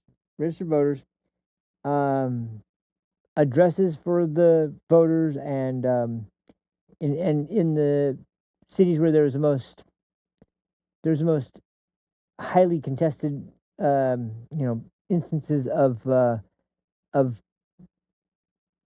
voter fraud and the most irregular numbers. And they would find out the addresses that were listed on the ballots that these people were sending in. And at first they were using Google Earth and trying to check out those addresses, and they were finding out where they were. YouTube stopped them from doing that. They said that wasn't enough proof. So they literally, for as long as they could keep it up, would fly out to the state, get a car, drive out to the location physically, and find the spot that was listed on the voter ballot in the voter information and see what it was. They went to everywhere from empty lots to freaking not retirement homes, like VF halls. They went to of course, a ton of boarded up buildings, industrial areas, like any kind of thing, you name it, they probably went there. Like it was insane. And this is where the people lived that voted, huh? They lived in the old abandoned factory that looks like it's from maybe either Fight Club or some sort of incredibly scary horror movie where you elect the evil congressman or you die. I mean, it's beyond stupid. And of course, they got shut down, of course, once again, because we can't have this information getting out. It is absolutely, and okay, fine, whatever. Let's let the 2020 election go.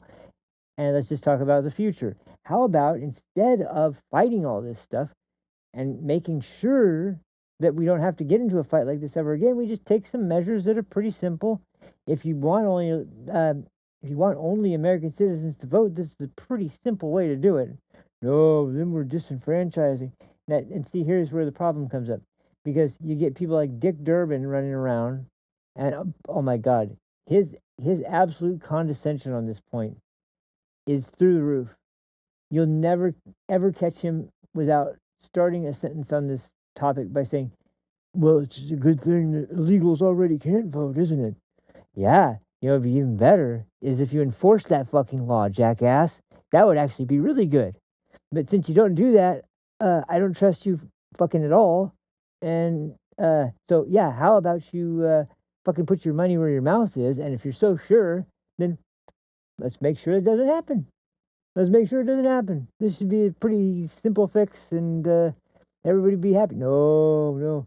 Even though the majority of the Democrats want it, even the majority of Americans want it, an overwhelming majority of Americans, it's like 84%. Of even Democrats, it's 75%. These aren't controversial issues.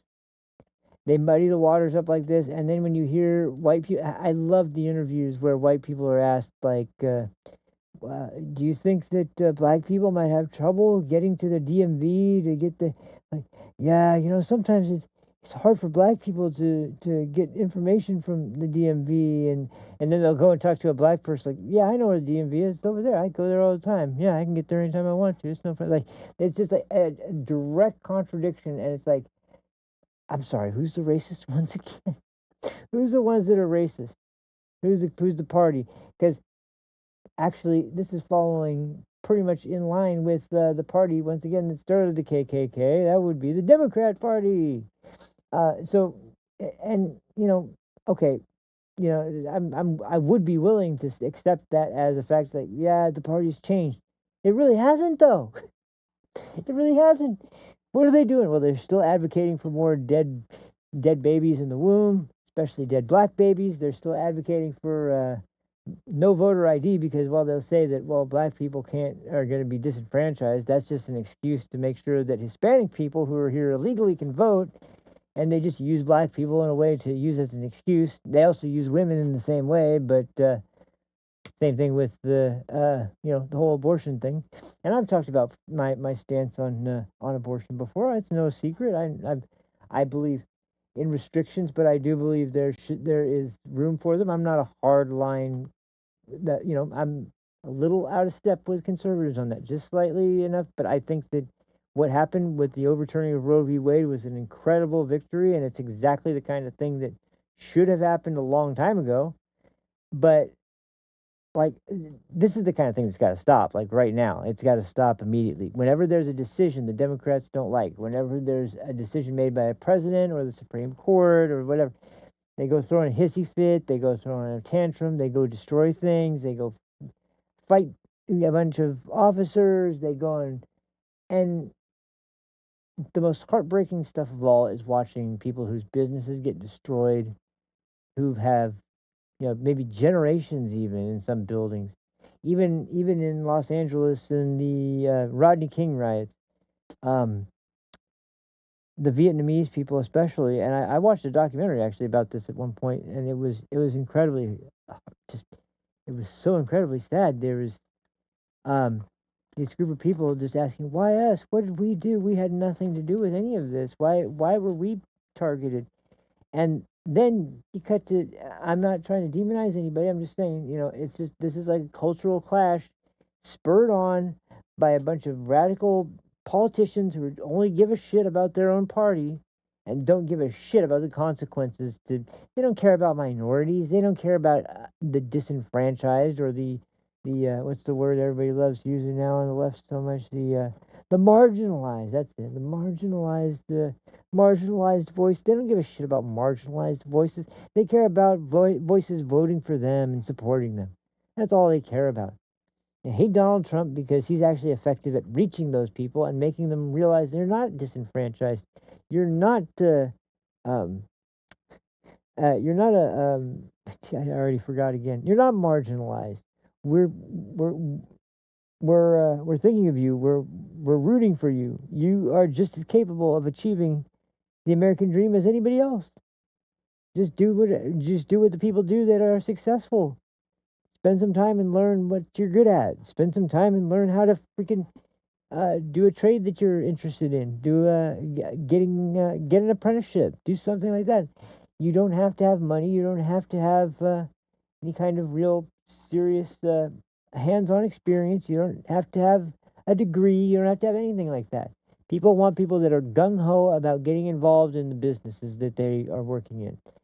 When I started tattooing, like an apprenticeship where I was tattooing, it was like I'd done a lot of stuff before. I've been, as I've said before, I've been in advertising. I've been in graphic arts. I've been cameraman for hockey. I've been a cameraman for indoor football, surprisingly and funnily enough. I've done all kinds of stuff. Nothing motivated me more than tattooing, and even if I was having to be shot bitch for who knows how long, it was worth it in the end because I got to do something I loved, and for a while there it was exactly what I wanted to do.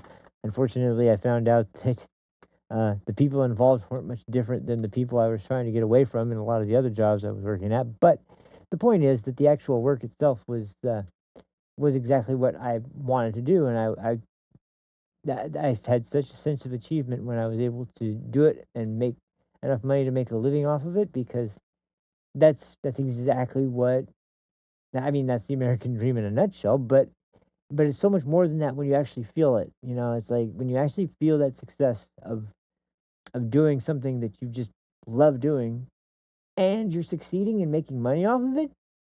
It's like it's just this mind-blowing thing where it's like, I can't believe I am so lucky as to be able to do this. And that's, I swear it's always been my Achilles heel and my greatest strength. It's like my greatest strength, greatest weakness thing. And it's why I'm here right now. I can never just like say, okay, well, I'll just do this for a while. It'll be something that at least can do. No, I don't want something that's just at least. I want something that I feel like I can do. I know that I can do it in a way that will be either better or a good alternative, because the market is missing something. It's missing this. When I started tattooing, one of my favorite styles was Celtic, obviously, Celtic artwork, and so, the first times I got to do any kind of Celtic designs, I knew, I knew exactly what I was doing, because whenever I got Celtic designs done, when I was getting tattooed, I of course was watching. Even before I was interested in tattooing, I was just watching because I was like, man, wow, damn, geez, look at how good that's turning. Oh, that looks awesome. So when I first got to do it, it was like, okay, I really want to make I really want to make this one pop. I really want to make this one like be a centerpiece for. And I swear, one of my favorite pieces I ever did. It was this trucker who came in, and he was on a haul through several states. And he just kind of stopped. Our shop was not too far off the freeway where I was at the time, and the guy came in and he said he wanted something on the back of his head. He wanted something on the back of his head right here. He was part Irish, and he wanted to get maybe an Irish design. And I showed him a couple of different Celtic knots, and he settled on one that he really liked. And so we got the stencil made up. We put it back on him. That was one of my best designs for Celtic piece that I've ever done. And I swear, the guy was cool as hell, chill as hell. And by the way, if you ever, just word of warning, not that you ever probably will, but just in case, if you ever do end up getting a tattoo around here or anywhere around your skull, it's like this kind of thing, it's not so bad with the pain. What really sucks is the buzzing. Oh man, when you're on the skull and the buzzing in your ear, oh man, it sucks. It really sucks. But and that was like, especially for me when I got this done right here, the machine is sitting right here. Oh, it's loud as fuck. Jeez, gonna blow your eardrums out before you actually feel any pain. But anyway, the point I'm getting at is that like, that's from the perspective of somebody who recognizes what people mean by the country's worth celebrating. It has the qualities of being the best country on earth, and it's for a reason, and this is the reason why. There's a certain amount of understanding about that. People that don't give a shit whatsoever are the same kind of people who are complaining about a situation like this. It's too much to ask to have my birth certificate or a passport or some form of ID that shows I'm a legal citizen. I just should be able to vote. You know, there was never a time up until probably the civil rights movement where suddenly it was this thing where everyone's supposed to vote, everyone should be able to have the right to vote. It was never a thing before that. And the reason was there were certain responsibilities that came with it. The reason that men were the only people that could vote were they the only ones that could go into the military. They were the only ones that could go into the military, and they were the only ones that could be drafted. They also were the only ones that had to do mandatory bucket duty, aka they were the only ones that had to volunteer for the fire department at one point. There was all these responsibilities both to the country and to your immediate community that you had to fulfill to have the right to vote. Now, that doesn't have to go back to a system like that. And I get that things are different now, and that's fine. But instead of it being something that you have to do by proving that you're worth, that you put the time in or the effort in to be able to vote, how about instead this? How about instead you put minimum effort into just proving that you're fucking a citizen of the country, and then you can vote. And the onus is on you. It's not a right to vote if you're so fucking lazy you don't even, and not to mention the fact that what do you even know? You know, a headline or two from CNN and that's enough to know who to vote for? That's one of the worst problems, is that people see this stupid shit and they hear these talking points and they think, oh, we've got to get rid of the Republicans then. They're the ones who... No, that's not the problem. The problem is the way they handle this. The way they dogpile the conservative. The way the conservative knows exactly what he's talking about and they know nothing. It's incredible. It's absolutely incredible they've managed to freaking convince people that they're the noble ones by deciding, yeah, we'll let you vote for anything you want. You might not know jack shit about this person, what they've done, what they plan to do, but your friends are doing it, or you think he's got a cool sounding name, or you think you like his t-shirt one day. You like the way he skateboards, like Beto. He got on a skateboard. Look at that guy, he's skateboarding. I'm gonna vote for him. Like, that's the brain dead society that we have coming up sometime. Unfortunately, that's just the way it's. Sorry, but unfortunately, just once in a while, you got to kind of take a step back and recognize: is this really the way it was intended to be? Is this really what America was supposed to be like? And can you honestly say that this looks like the kind of place that we've heard all of our lives is the best country on earth, and we celebrate hard work and responsibility, and it pays off in the end? Or is this the kind of country where being a lazy, whiny, cowardly bitch who has to sit around and reduce themselves to a worthless pile of tears on the floor, crying about their own situation, and then doesn't even walk away with a hint of appreciation? I'll say this real quick and then we'll get back to the video. When Trump issued his form of amnesty for some of the quote unquote dreamers at the time, Trump did not like the DACA policy. He did not like the dreamers situation, but he agreed, like almost everyone does, that okay, these kids didn't choose this. They're here and they're not here legally, but their parents were the ones that were in charge of them. So blah blah blah. Okay, all right, we'll grant them amnesty, but the only thing we won't do is we won't let them bring their extended family. We won't let them bring their aunts, their uncles, their cousins, or this or that. We won't let them bring everyone they know in, everyone related to them in, because we're not going to reward you getting in by breaking the law, even if you weren't the one that was directly responsible. We're not going to reward that. So what do these people have to say? Were they appreciative? Not in the slightest. They had nothing but scorn and anger and more claims of racism for President Trump. Why? Well, because we don't have the same rights as all the other Americans. Well, you're not like the other American citizens. You got in illegally. And we had the kindness to grant you amnesty and citizenship, and then you just spat back in our faces. Oh, I don't get everything I want. Then go back home, bitch. Let's keep going with this. relevant. It doesn't matter to me where people live. I guess I have a little more faith in Do they have rural access? America and married women than you do. Look, I don't know why. I don't know why you think What why is you're going making on? this about whether you're smart or not. You're saying that they can't vote, that they can't figure out how to document to register to vote? Access to documentation of proof of where you were born or proof of citizenship is an additional thing that people Because at will one have to point, do. black people actually weren't even allowed to get votes. It's a barrier. It is a barrier. This is exactly. Original birth certificate? Yes. Oh, no. But at one point, black Does people were not everybody even that allowed you know to have their birth original birth certificates in this country. certificate? Everybody that I know? Yeah. I don't know.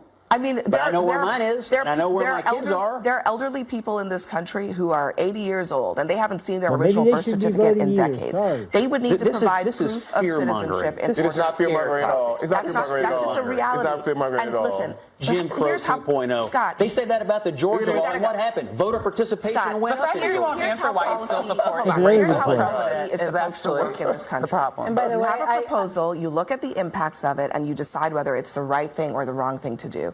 I think it is perfectly fair, whether you think that it disproportionately affects people of color or not, to ask the question, will a majority of Americans who want to be able to vote be able to access the documents that they would need Yes, I in think order it to prove But citizenship? Abby, you're asking That's the your underlying view, but I'm question, saying which is people have impacts. raised questions about that. The reason that it works this way is impacts. You mentioned Jim Crow 2.0. No, I didn't. What you Schumer just said, the words Jim Crow 2.0, so I'm going to put it right here at the moment. And that is exactly the way that Jim Crow 1.0 was born. They took laws. Democrats were wily. Well, yeah, I won't finish. They took laws that were operational in the North, and they said these work on by the in the letter, but we're going to disrupt the spirit. They're going to take these laws and use them on black people in the South to disenfranchise them, and that was the effect. Yeah, and that was the Democrat strategy for a while, as a matter of fact. Yeah. And it's incredible that this is the parallels being made. Well, the black people in the South didn't get to vote because of this. Okay, well, this isn't based on discrimination based on race. This is based on whether you're a fucking citizen or not, and whether you can prove that or not, or, in my opinion, whether or not you have the ability to muster the minimum amount of effort up to do something as important as cast a vote for who's going to be leading your state, your district, your fucking country. There should be some degree of respect given to that, more than I deserve to vote. Sorry, no, you don't. Not just out of hand, and you sure as hell don't if you're not from this country and you didn't come in the legal way. And just because Biden decided, oh, these people are all refugees, doesn't mean that you actually are a refugee or you have the right to vote under any of the laws. Sorry. Grow the fuck up. Jeez. This kind of thing drives me up the wall when I hear these stupid arguments. And like I said, how about just a little tiny bit of responsibility? How about just that? Just a minimum amount of effort, just a little bit of effort. Because if you can't, how in the hell are you going to put out a vote for somebody that is going to be somebody you even know anything about? How do I know you know anything? You probably don't know anything about. You're just told by a group of people who are narcissistic, insane ideologues who are Trump deranged and Democrat elitist. And, oh, gosh, Martha's Vineyard, that's a great place to settle. We won't take any illegals here either, but, we'll give them sandwiches and send them on their way.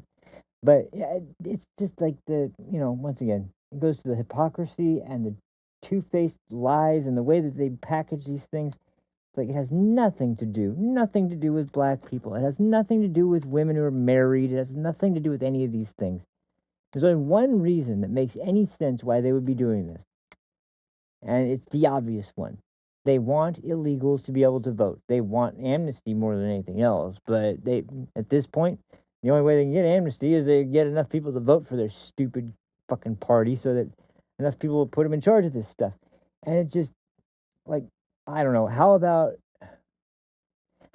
proving it's a group worthy of deserving to be able to participate in the greatest country in the world. How about that? How about that? Which that kind of brings us to our. I was going to close on this, but I had one more clip I was going to play. This was the.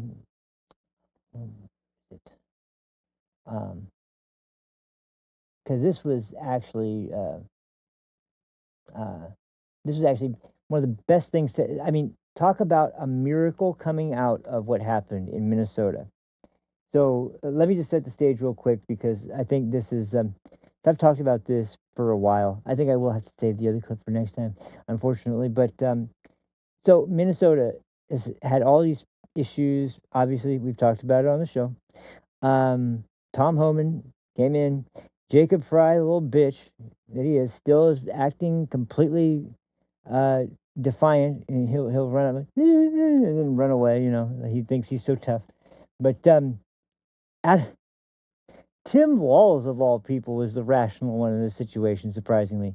And so Tom Homan comes to give a press conference. And what does he have to say? Well, he's got an announcement to make of something pretty significant that happened in Minnesota. And what happened? I know I'm letting the suspense hang, but this is so monumental and so consequential because this is something that I've been hoping to have happen, especially with everybody that's been crying, Epstein, Epstein, Epstein, Epstein, Epstein. Where's the justice for the Epstein, the victims of Epstein? I agree, but there's also something else that's far more, in the moment, like literally happening right now, that we should be trying to figure out how to stop and how to save the kids that were sex trafficked into this country, that were labor trafficked into this country, and that are still in this country, and we have no idea where they're at. Well, guess what? Guess what Tom Homan just had to announce? It's not all of them, but wait till you hear the number. Wait till you hear the number of how many they just rescued out of Minnesota. This is, ladies and gentlemen, this is why we voted for Trump. This is why we voted for Trump. Imagine, let me just let this play, and then I'll give my thoughts on it. I'm sorry. I was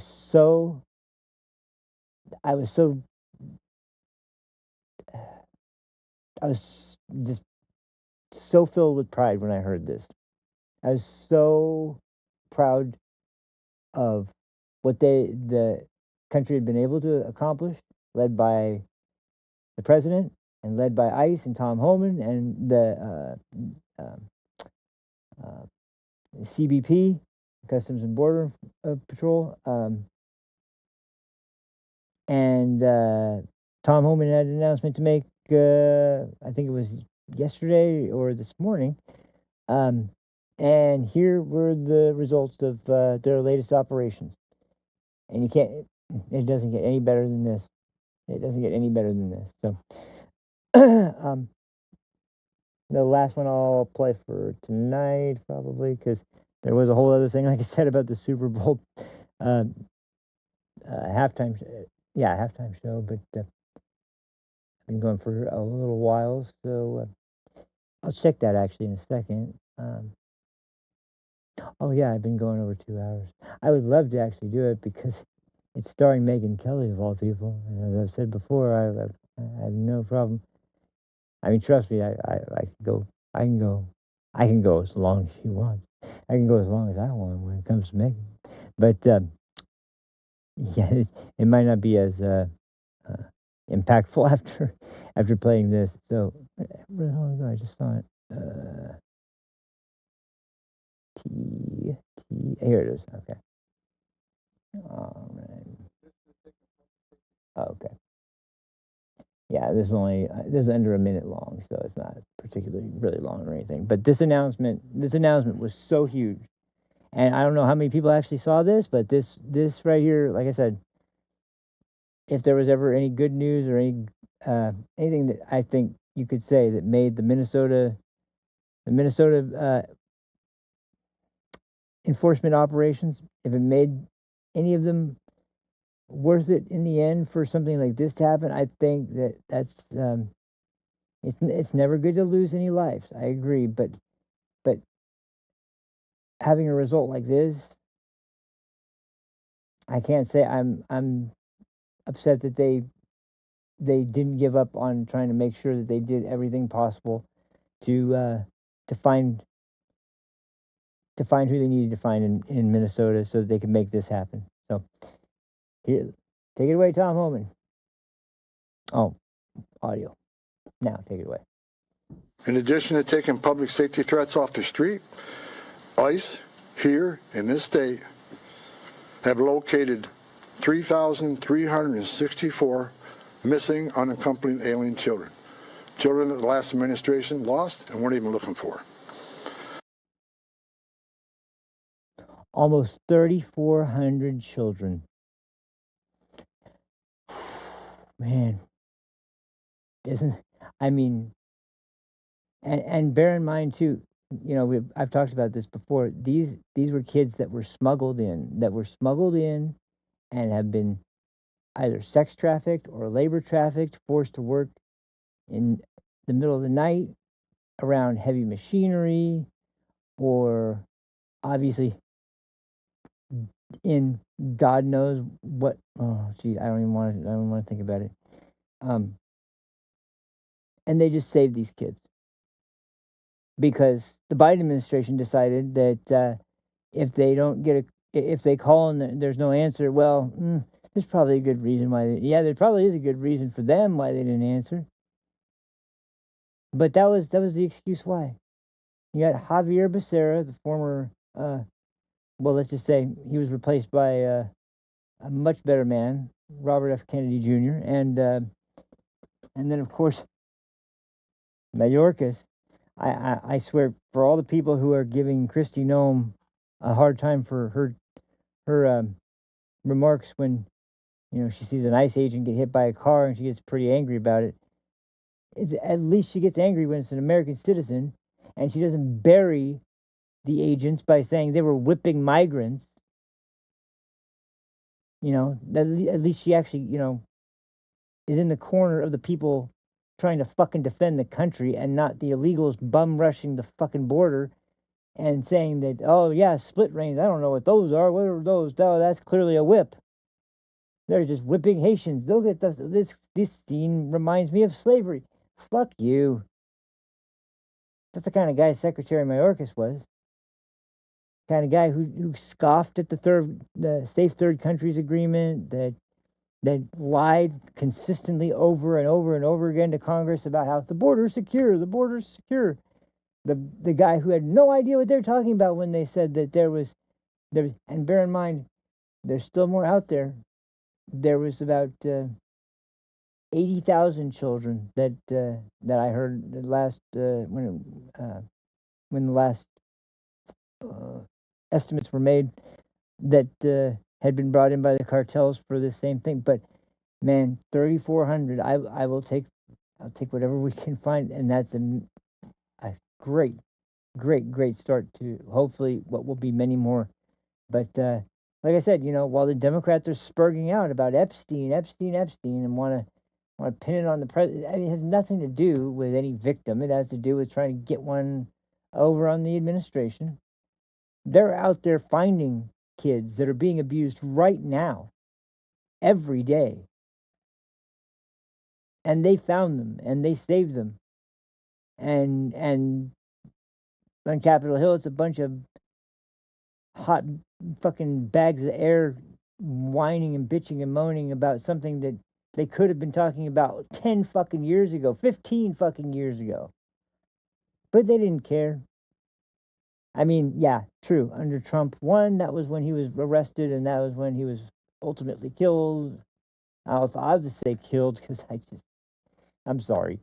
But regardless, he was already a known sex offender, yet there was no real serious restrictions put on him. But nobody cared about that. Nobody cared about any Prince Andrew palling around with him afterwards. Nope, nobody cared about that.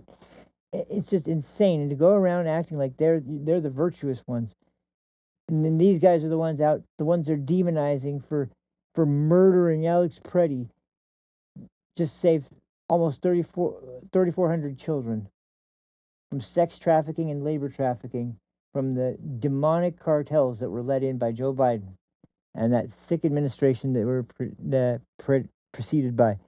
And you're not going to hear this on BS Now or BS Now or CNN or ABC. No, you're going to hear about how the evil Trump administration is arresting children and sending them back to their country of origin alone with us. No, it's not happening. No. Anyway, I'll let him finish, but I just...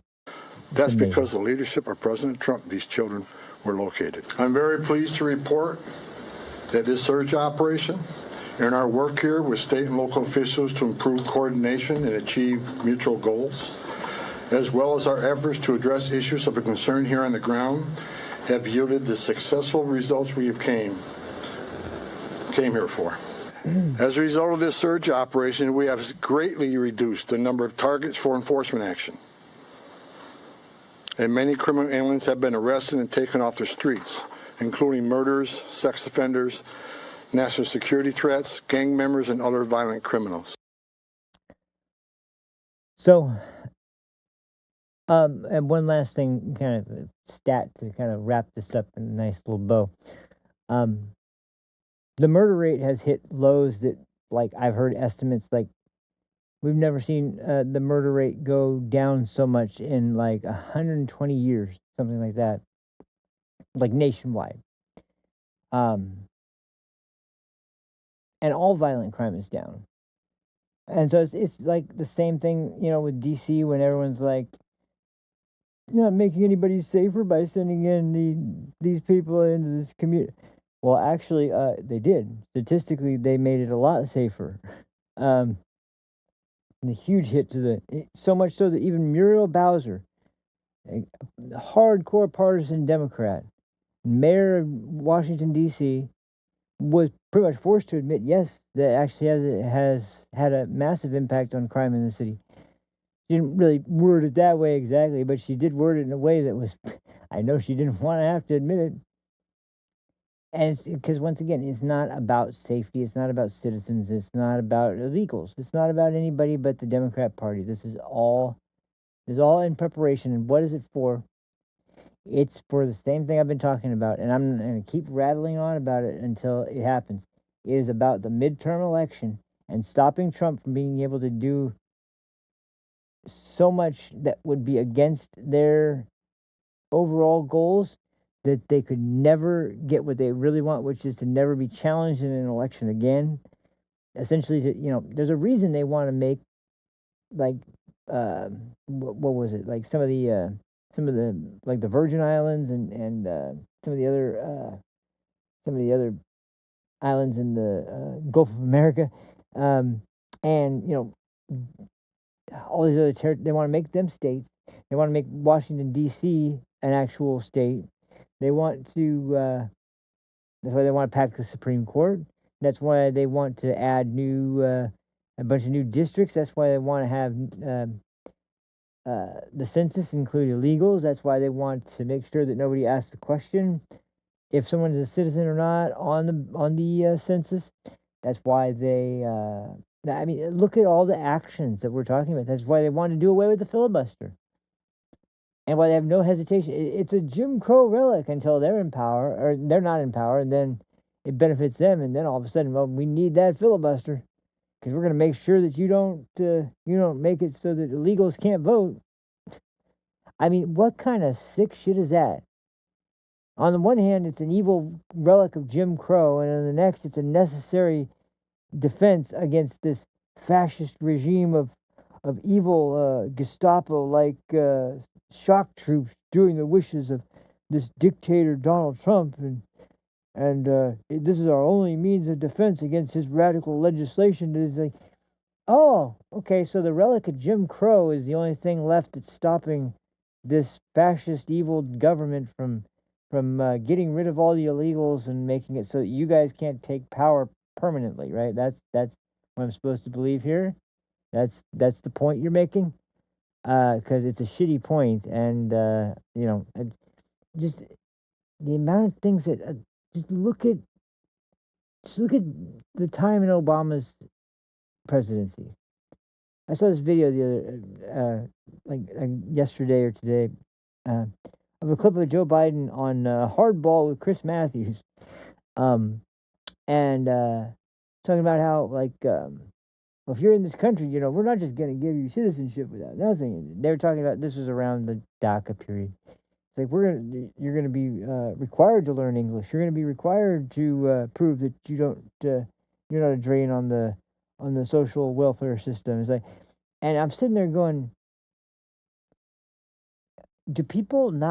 how do people not remember this? This isn't history like 50, 60, 70 years ago. This was like 8, 10 years ago.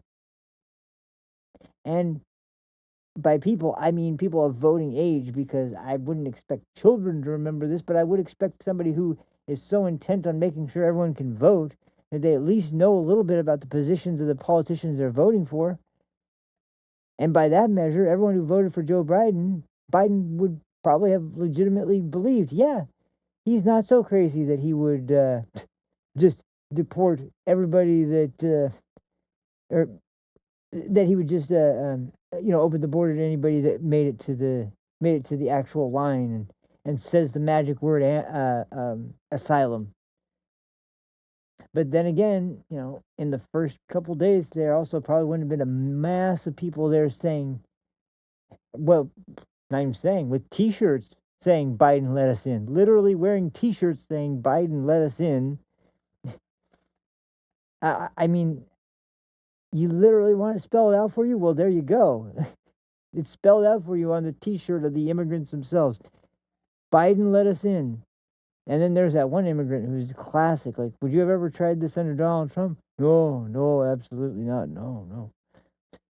Like, no, I wouldn't have tried it under Trump. No. Damn straight you wouldn't have tried it under Trump. And nobody would try it under Trump because they know what would happen. And that's what should happen. And that's what should continue to happen. But, we unfortunately have the leaders that we have in D.C., and they're the ones that's why I was talking about this. I can't get away from it. The only branch that is just so completely far away from their intended purpose, so far that it's not even closely resembling the body that it was supposed to be. Because these aren't just vigorous debates anymore. These aren't vigorous debates at all. These are attempts to use gaslighting and subterfuge and basically sleight of hand tricks almost. Like, there's no good faith argument in any of it. It's leveraging whatever dirty tricks you can to persuade the American people with lies and manipulation. I mean, that's the point, is that this is not about whose side is the best, and let the voters will be be represented by these people. No. I mean, half of them, they only do what they do because they know when they go out in front of the cameras, they can spin it in a way that makes it sound like they didn't do anything that their constituents wouldn't want them to do. Meanwhile, it's like the idea that anybody that came into the country, there's no reason to believe that they're dangerous, or that there's no reason to be concerned that illegals can vote. They're not. It's illegal for someone who is not legally in this country to vote. Oh yeah, and it's also against the law for them to be in the fucking country in the first place, dipshit. Yet they're here. So how is it that they're here if it's against the law? Because people break the law. But Dick Durbin knows that. He knows that very well, and yet he's smug, quiet voice where he tries to sound like, oh, that's a deal I'd make. That's not a deal I'd make. In fact, the best deal I'd make is for you to get your old ass back home and stop ruining the fucking country. Because I think it's time where you're just a little too far gone for redemption in this. And it's just like, that's what I mean. Like, what is the title of senator or congressman? Does it mean anything to the people anymore? Does it mean anything to these people that are sitting in these positions of what was supposed to be a trustworthy position that was accountable to the people. And now it's like, well, it's not really. I mean, probably the best case of that in the whole freaking Senate and the House. What in the hell did Adam Schiff do to be rewarded with becoming a senator as opposed to a member of the House of Representatives? How did he get basically a promotion? Got promoted from the House to the Senate because of the Russia hoax and because of the made-for-TV Trump impeachment. You know, the impeachment of a president who is already out of office. And it's just like, and don't even get me started. I'll just say this one last thing. Thomas Massey, I mean, I get, you know, another good example of this, although not nearly to the same extent, Vinny at the PBD podcast. I love the guy. He makes some amazing arguments sometimes, but sometimes when he goes off on Epstein, it's just like, I get why that gets you so upset. I do. I really understand it. But when it gets you so upset to the point that you're ignoring people right now who are going through something that you're saying you are trying to arrest the people who are responsible for the people that survived the last guy, and there's guys right now doing the same thing to kids, and you're not one time mentioned that, you're not at all interested in that. And maybe you would be if somebody ever told you, but they're not telling you. You can't find out for yourself. I know because I paid attention to what was being said in the House and the Senate before all this happened, and when they discovered that, you know, tens of thousands of children had come through and were not vetted and were not given to a sponsor that was reliable. Sometimes these sponsors had 30, 40, 50 kids in their possession already, and their address was some random lot in some freaking state that had nothing in it. So God knows where the children were.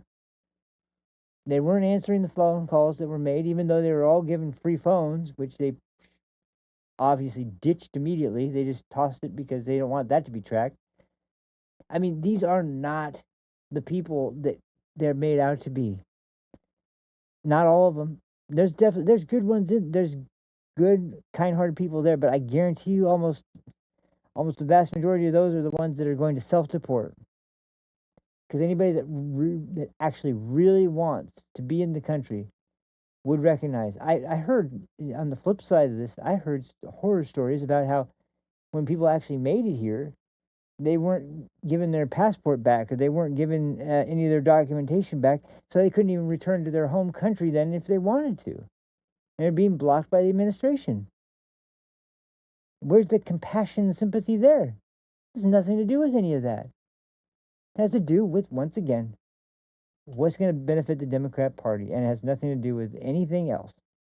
So, and I say all this because, once again, if the midterms do not pan out well, I mean, I know, look, the House and Senate Democrats are terrible. The House and Senate Republicans are not anything to be excited about. But, you know, if you're, unless you really want to see the new Russiagate, whatever it might be, I mean, we've seen the Epstein scandal, and we've seen accusations now of, what were the newest ones? I mean, there's new ones all the time. They'll find something to pin on him. He's responsible for who knows what. He'll be the one responsible for the children that were sex trafficked by the Biden administration. It'll be his fault somehow. You know, who knows? They just pull shit out of their ass, and that's just the reason that they decide, oh, he's responsible for that, of course. But that's why I bring it up, and I bring it up passionately, because I've seen what these people do when Trump's in office and they have the majority. There will be no hearings on the FBI and their performance. There'll be no hearings at all, even on, trying to get a control of inflation. There'll be no hearings on trying to get control of the out of control spending. In fact, spending will go up. Mark my words, it'll go up. And we'll be back in a situation where we'll be in debt more, and we'll be getting more and more and more into debt to the point that we won't be able to even pay it off. I mean, these people have no restraint. They don't believe in any kind of monetary policy that actually makes any sense. And all the while they use Trump, Trump, Trump, Trump, Trump as a distraction for everything else they're doing that's so fucked up that, you know, if you knew about it, you probably would not be voting to elect them, and you'd be voting whether or not you want to see them thrown away for life or given the death penalty. I kid, that's a little too much. But still, the point is that these people are, there's nothing noble or selfless or anything. They're not in public service, they're in self-service. That's it. That's who they are. So, man, I really wanted to get to the Megyn Kelly stuff, but I guess I'll have to wait till next time. So, I guess until then, I really want to do tomorrow. I'm going to try to do tomorrow, and if I do, it'll probably be later again. But I do have plenty of clips left because I had a lot of stuff I wanted to cover today that I didn't get a chance to, but hopefully I'll be able to do it next time. So, I'll also try and get back to you guys with a little bit more information about the whole Rumble wallet, how that thing works, and because honestly, it's pretty crazy idea with and I like it. I like it a lot how Rumble's flirting around with the idea of having a cryptocurrency based system of content creators be able to monetarily gain something from their audience, like super chat kind of thing, with cryptocurrency instead of typical uh, typical physical money-based transactions or digital money-based transactions. So, really cool. It seems like they just got the system kind of going, and I do have a locals account too. I need to actually start posting on there, but and my X account hasn't had any activity in a while either. But all the information is down in the bottom if you guys want to follow me on X. And other than that, thank you guys so much. I really appreciate it. Thank you guys for watching. God, this is a crazy one, I know, but I'll see you guys on the next one. So until then, have a good one. Take care of yourselves. I will see you on the next one. Peace. Again, 5, 4, 3. That's tomorrow, and that is it for us today. And we will leave you with a. I can't do it. We'll do it live. Okay. We'll do it live. Fuck it. Do it live. I'll write it, and we'll do it live.